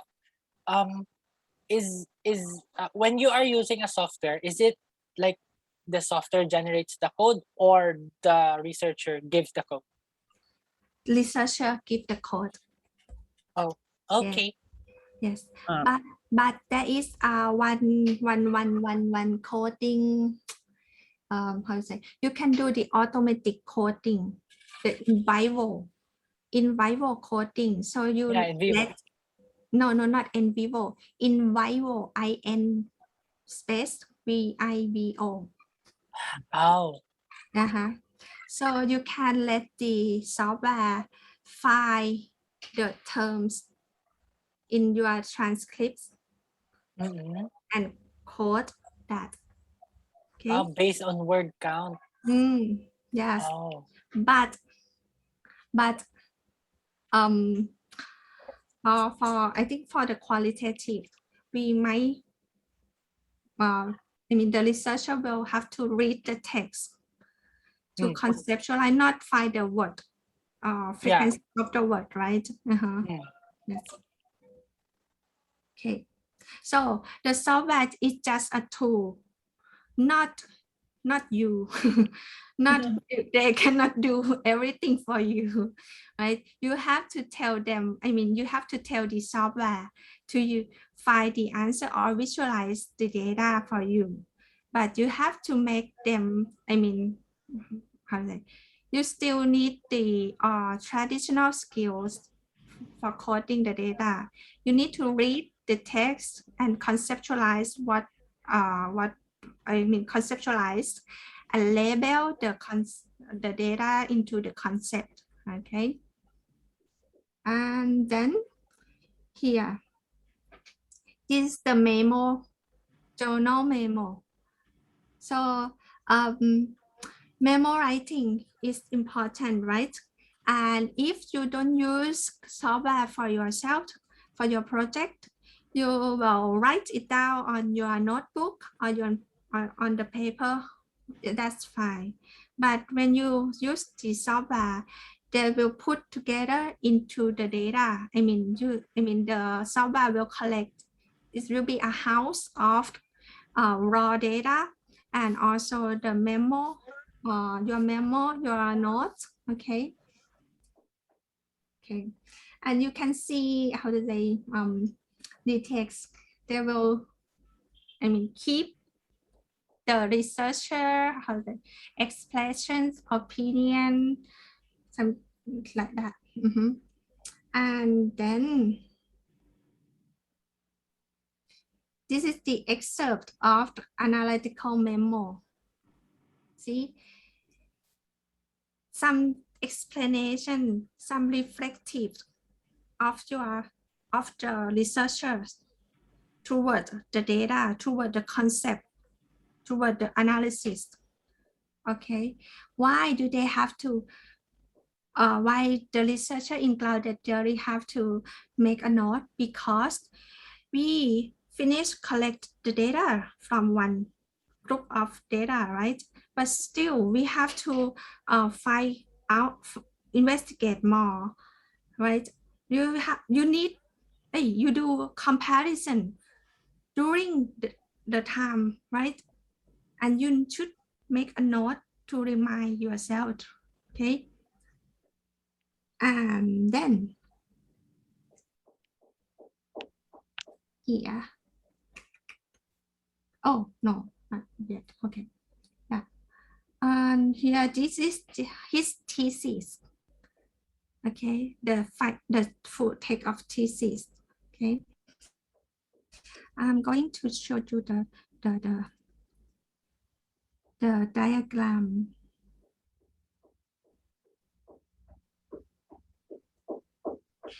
From the diagrams in his full text, showing the steps that he used in the thesis, in the analysis here, and they use the diagrams to be evidence, showing the community, showing the process, how the theory generates.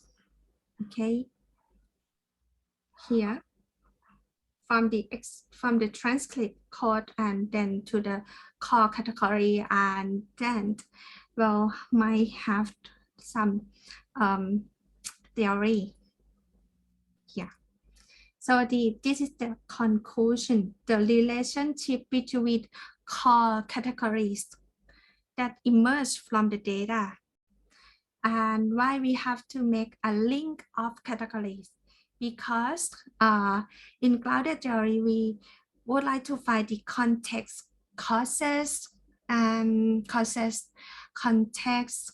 and the attributes and the relationship. It means like affect or influence or emerge from or something like that, showing the patterns of what happened there. Okay, so yeah, I think, and in the thesis,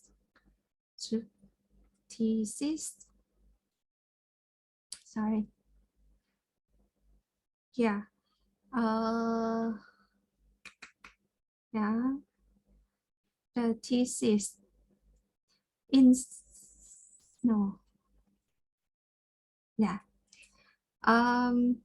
they will put the appendix, put the interview guide, interview questions as an appendix, and also some thesis at the code book, CODEB code book.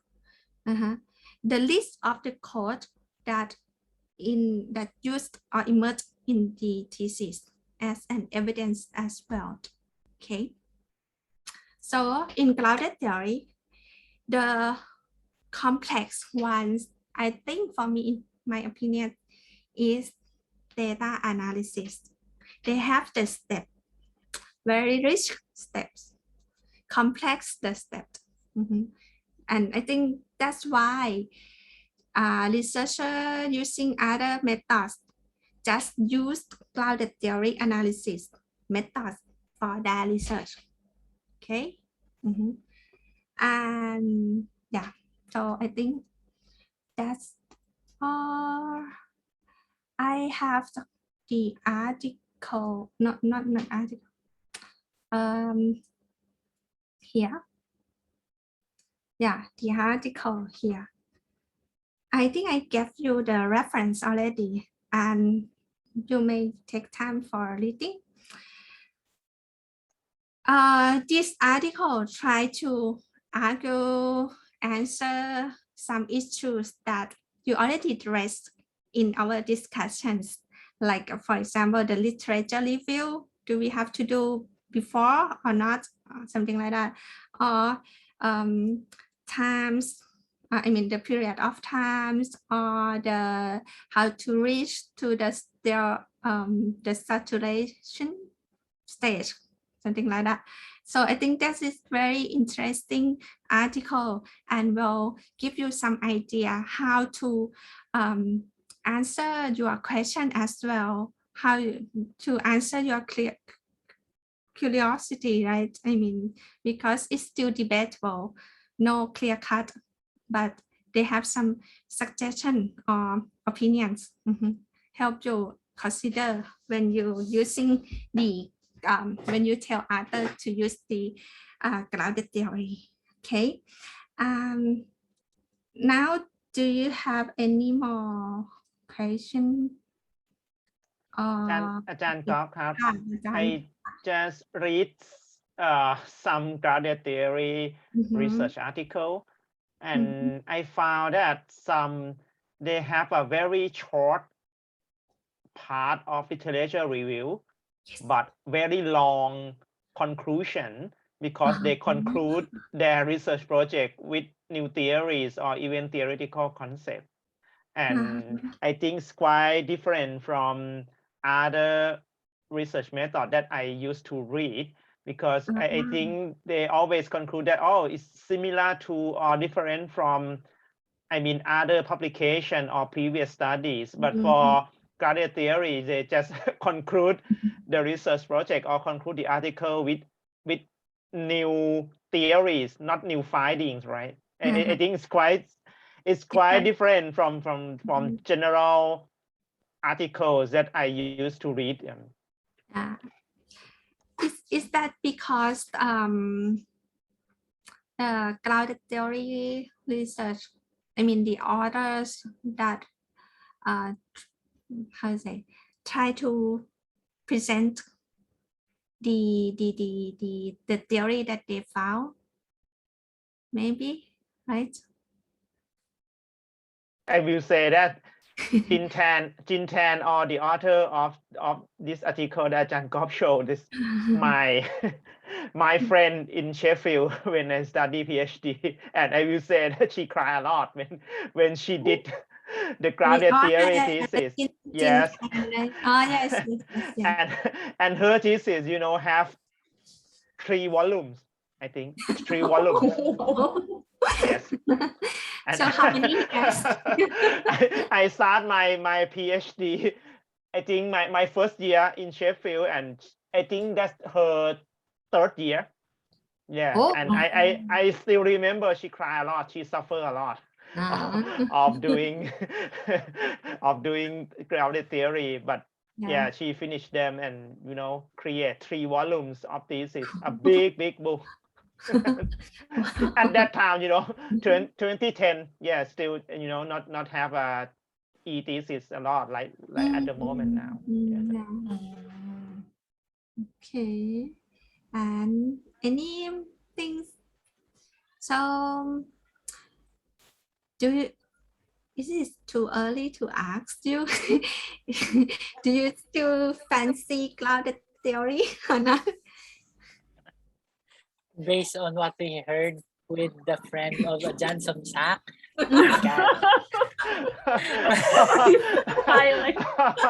Oh, means you can create 4 or 5 balloons. and I will cry a lot too. Oh my god. Highlight tragedy. And yeah, to be honest, after I finished reading some grounded theory articles, and I found, oh, I mean, the authors write a lot. They wrote a lot. I mean, Yeah. quite, very, very narrative sometimes, but Yeah. not my type at all. Yeah. Not your cup of tea. Yeah. Yeah, but I think upon when you are venturing for grounded theory, you should be very committed. And I think upon contemplating a lot of researches today, it may not be the grounded theory. It can be different kinds of researches, but I think the basis of those are grounded theories. I mean, the literatures that have been produced retrospective, of course, it came from grounded theory. So I think when you do this kind of stuff, it should be fulfilling when you when you finish the 3 volume with a lot of tears, you know. Yeah. Okay, so there is another one articles that written by Bergs. Oh, I forgot how. I don't know how to pronounce her and Mills. The title is Clouded Theory, the FAQs. So this article try to how is it? Try to try to list Or try to list the some questions that not only ask the question but all researcher face the same. Okay, this is the articles, and I'm going to use the questions that list in the articles to initiate a small discussion among us. Okay, let's see. Some question I think we already have discussed already. First, what do you see? What is your answer? Do I have to be an experienced researcher to do clouded theory? I think Wow. I think it would be beneficial, but it is not a requirement. Yeah. It's kind of like you. It could be an additional edge for you, but it is not a requirement for you to do that. Yeah. So Vincent, are you? For me, I think you can it doesn't have to be an experienced researcher if you decided to try working on grounded theory, but for a first timer or a start or a novice, no, you will really, it will be very challenging at first, and it would be best if you would have some assistance or consultations with someone who has experience on grounded who guide you, no? Since we mentioned that grounded research is like we can compare like a treasure hunting. So until you find something new or the gold on your data analysis, so it may be a never ending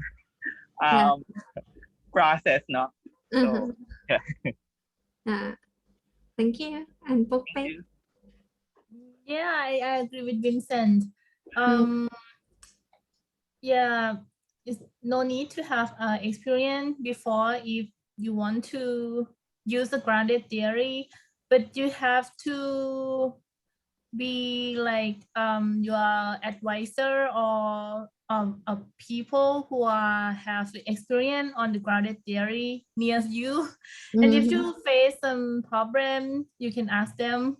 And but it would be better if you have some experience in conducting a research before you choose to start doing grounded theory.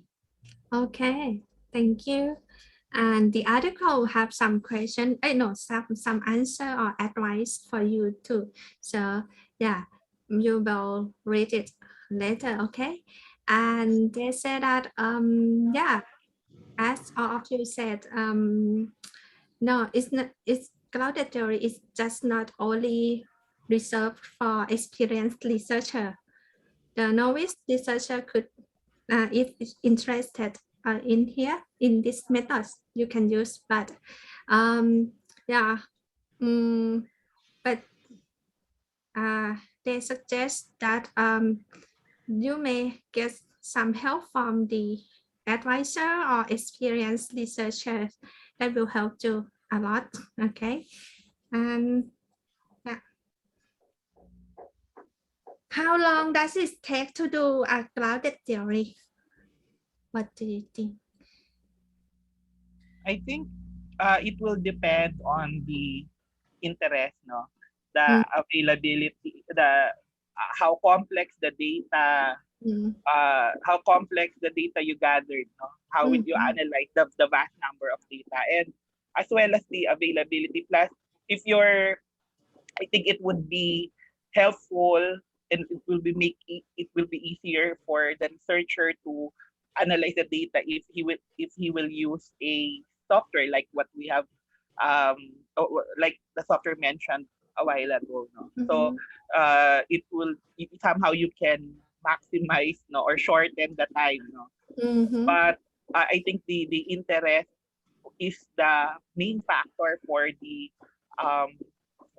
length of for the timeline of the grounded research. So yeah, that's for Yeah. Yes. So no exact time, right? But Yeah. we know that it takes. and another one is if you have a lot of budget to to go to have, you can have more time if you can afford to have. Yes. Okay. And then how do you decide which version of clouded theory to do?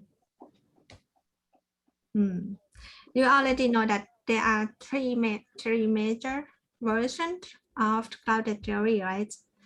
But when you you fancy the clouded theory, you loved the adventure, you love freedom, you love the flexibility that the clouded theory can provide for you. And yeah, but there are three main versions of clouded theory, right? How do you decide which version of clouded theory to use? For me, I don't use the second one because I have to analyze data with three kind of codings, you know, especially Excel coding. For me, I choose the first or the third only. Okay.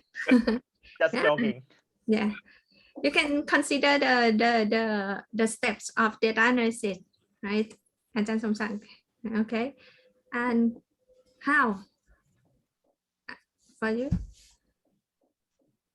I mean, for example, if you say that, okay, some researchers say that I mean, the literature part, the literature level is very hard and it's very tough. I don't like reading at all. I love to go to the field. I love the adventure. Probably they may say that I agree with the Glaser, right? So I will use the Glaser Glaserian version of clouded theory, right? So yeah, I will have minimal or no pre-conceptual. Okay, and I'm happy to do that. Okay, so I follow that version. But if you say that I believed in your researcher, you believe that the researcher construct the data, right? and should have a minimal preconception. You might consider to use Chalmers version. Okay. And then, should cloud theory be done independently or can I work in the team? What do you think? Ta-da. The thesis you can do only the individual. Yeah. We don't have a choice there, you know. Oh, yeah. You have any choice? The methods But- choice.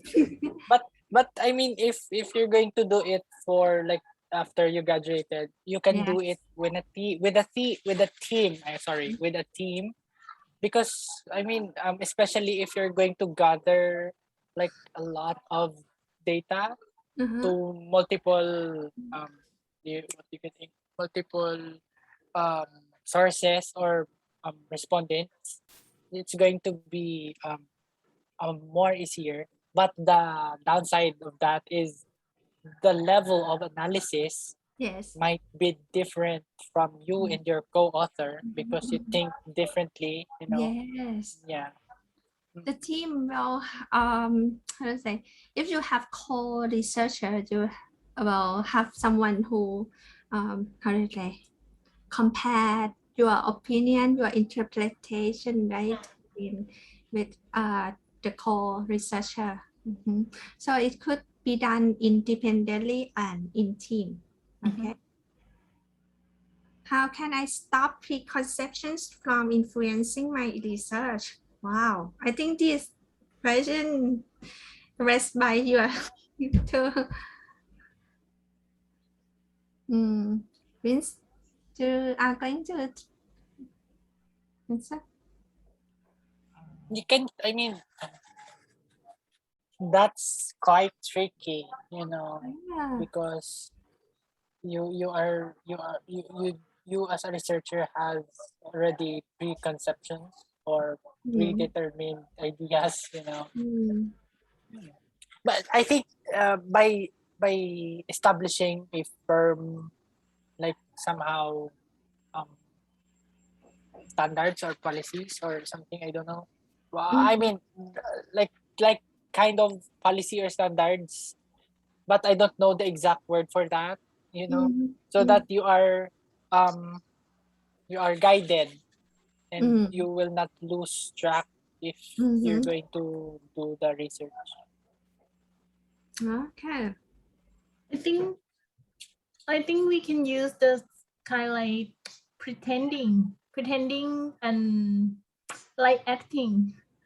For example, like you're just pretending that the knowledge that we have is may not be it may not be, I mean, if you want to go to the field and start doing grounded theory, just pretending that the existing knowledge of our is maybe it's not true, or maybe is it true or not, just use curiosities and leave it alone. I mean, leave it behind behind some kind like reduce our ego, some kind like reduce ourselves, just pretend that okay, we are maybe the thing that we've known before is not correct or not, and then we start exploring from our informants.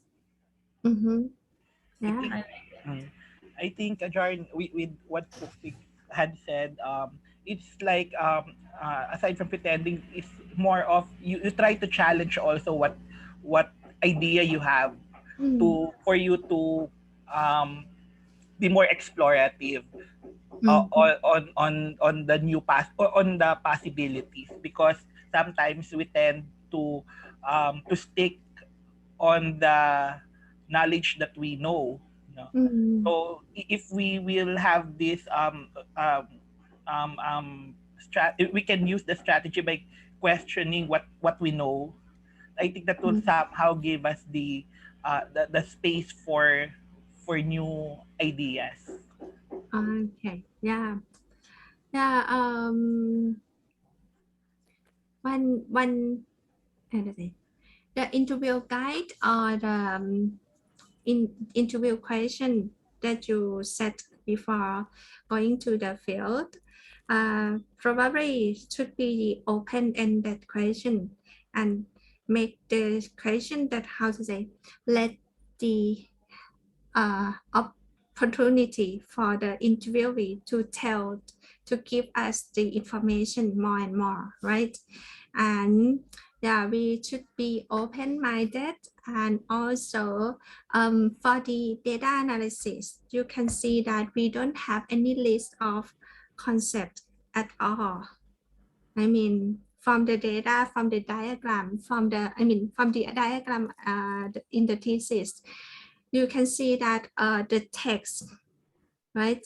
From the text, you just code, right? You give the code. The codes emerge from the text, not from a list of predefined that we predefined before. That is different from the analysis technique in other methods. Okay.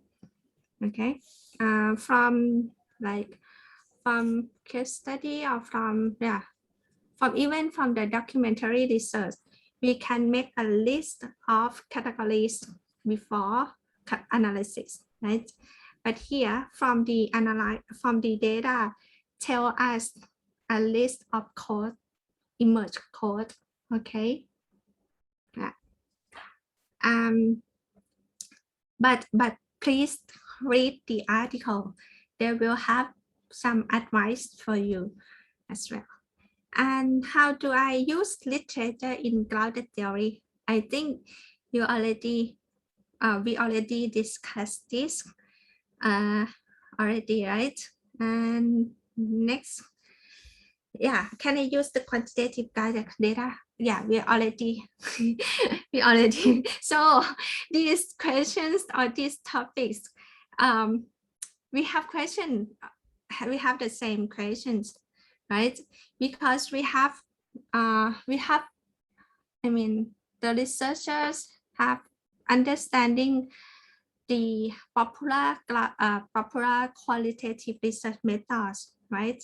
But the grounded theory quite different from the other qualitative research methods. So we believe, no, I have to say, grounded theory, we come from different way when compared to other qualitative research methods. Qualitative research method, we say that, okay, we'll investigate first and then set the research question, having hypothesis or something, and make the conceptual frameworks, and then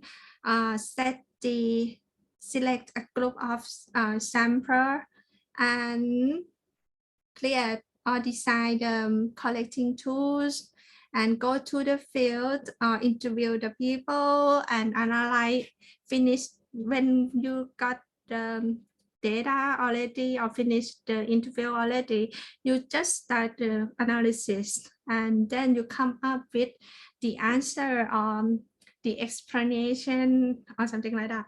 But from the grounded theory, that's totally inverse. I mean, not inverse, totally different. We will not start with literature review, right? And so, yeah, that's why they question a lot about the grounded theory, because it's different from the traditional qualitative research methods. Okay.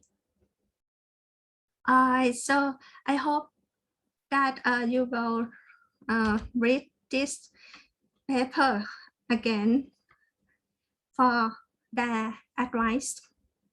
Okay.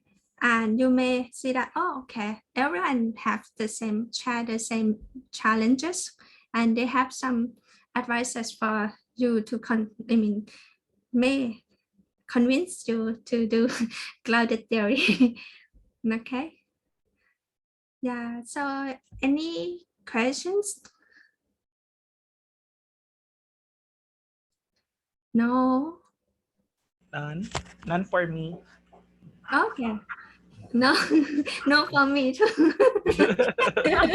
I don't know if Pupik and Vin have questions. No, so far all my questions have been answered. Yeah. Okay. So Oh, I Ajahn, think- I have question. So if we decide to use grounded theory in the data analysis, so that means we will use it only in the analysis process part, right?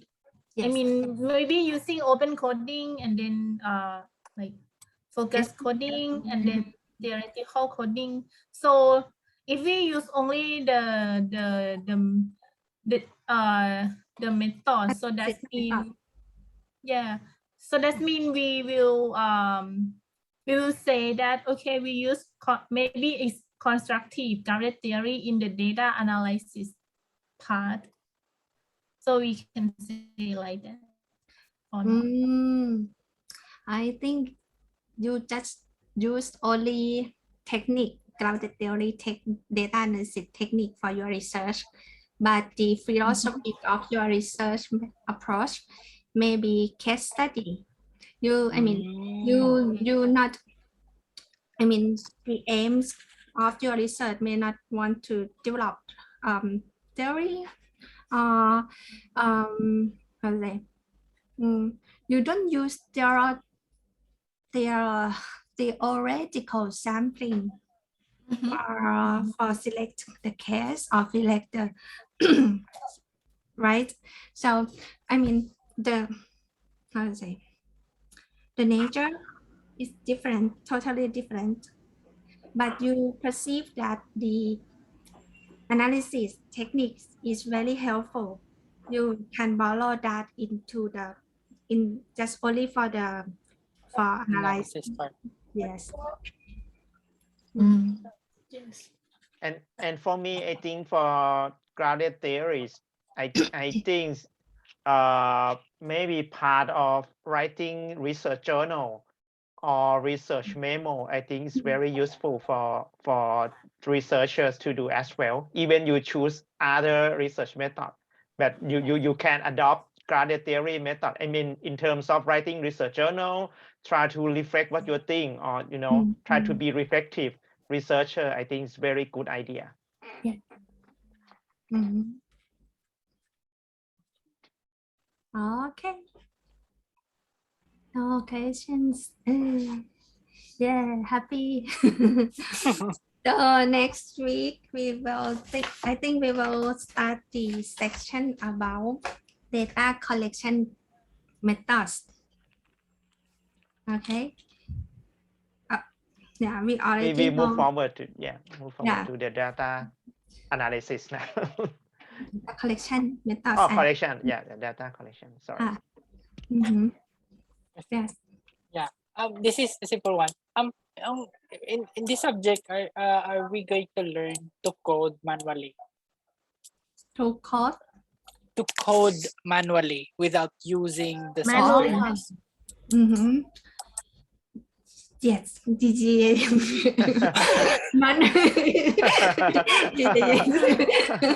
manually. What does it mean? I think you can use Microsoft Word to do coding. Yeah, but manually you mean pen and pencil, right? Or Yes. Yes. Or are we going to just or are we just going to learn the concept behind the manual so that we can learn more or understand more about the use of softwares? Yeah. I think I mean yeah. Yeah, well, I will. You. I will try. Because it's kind difficult because about the, I mean, all of you may have experience on assigning the labels, the words or terms to represent the concept, right? Sometimes it's difficult, right? But yeah, I think that's how to say. You have to read and you have to conceptualize what does it mean, and you have to assign the consistent terms for those concept, right? So for me in general it's almost the same thing, but later you have to, I mean, how to say, you have to have a code book as how to say, to make sure that your practice is consistent. Consistent, yes. Yeah, I will help you.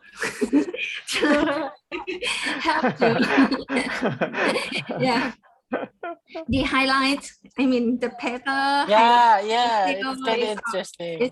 It's okay. I mean, I think that we have to know how to conceptualize, how to code is important. But the tools or the software is Quite the another same. part that you learn how to use the software, right? Yeah. But the concept of coding is the same.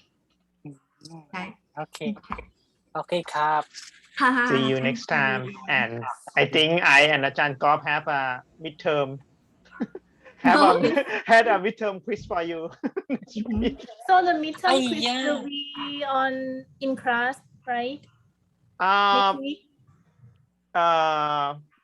no, I think we can assign you on Google Classroom, and you can have a midterm quiz from Google Forms. Yeah.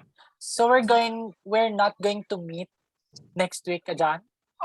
Next week we will learn data collection, qualitative data collection.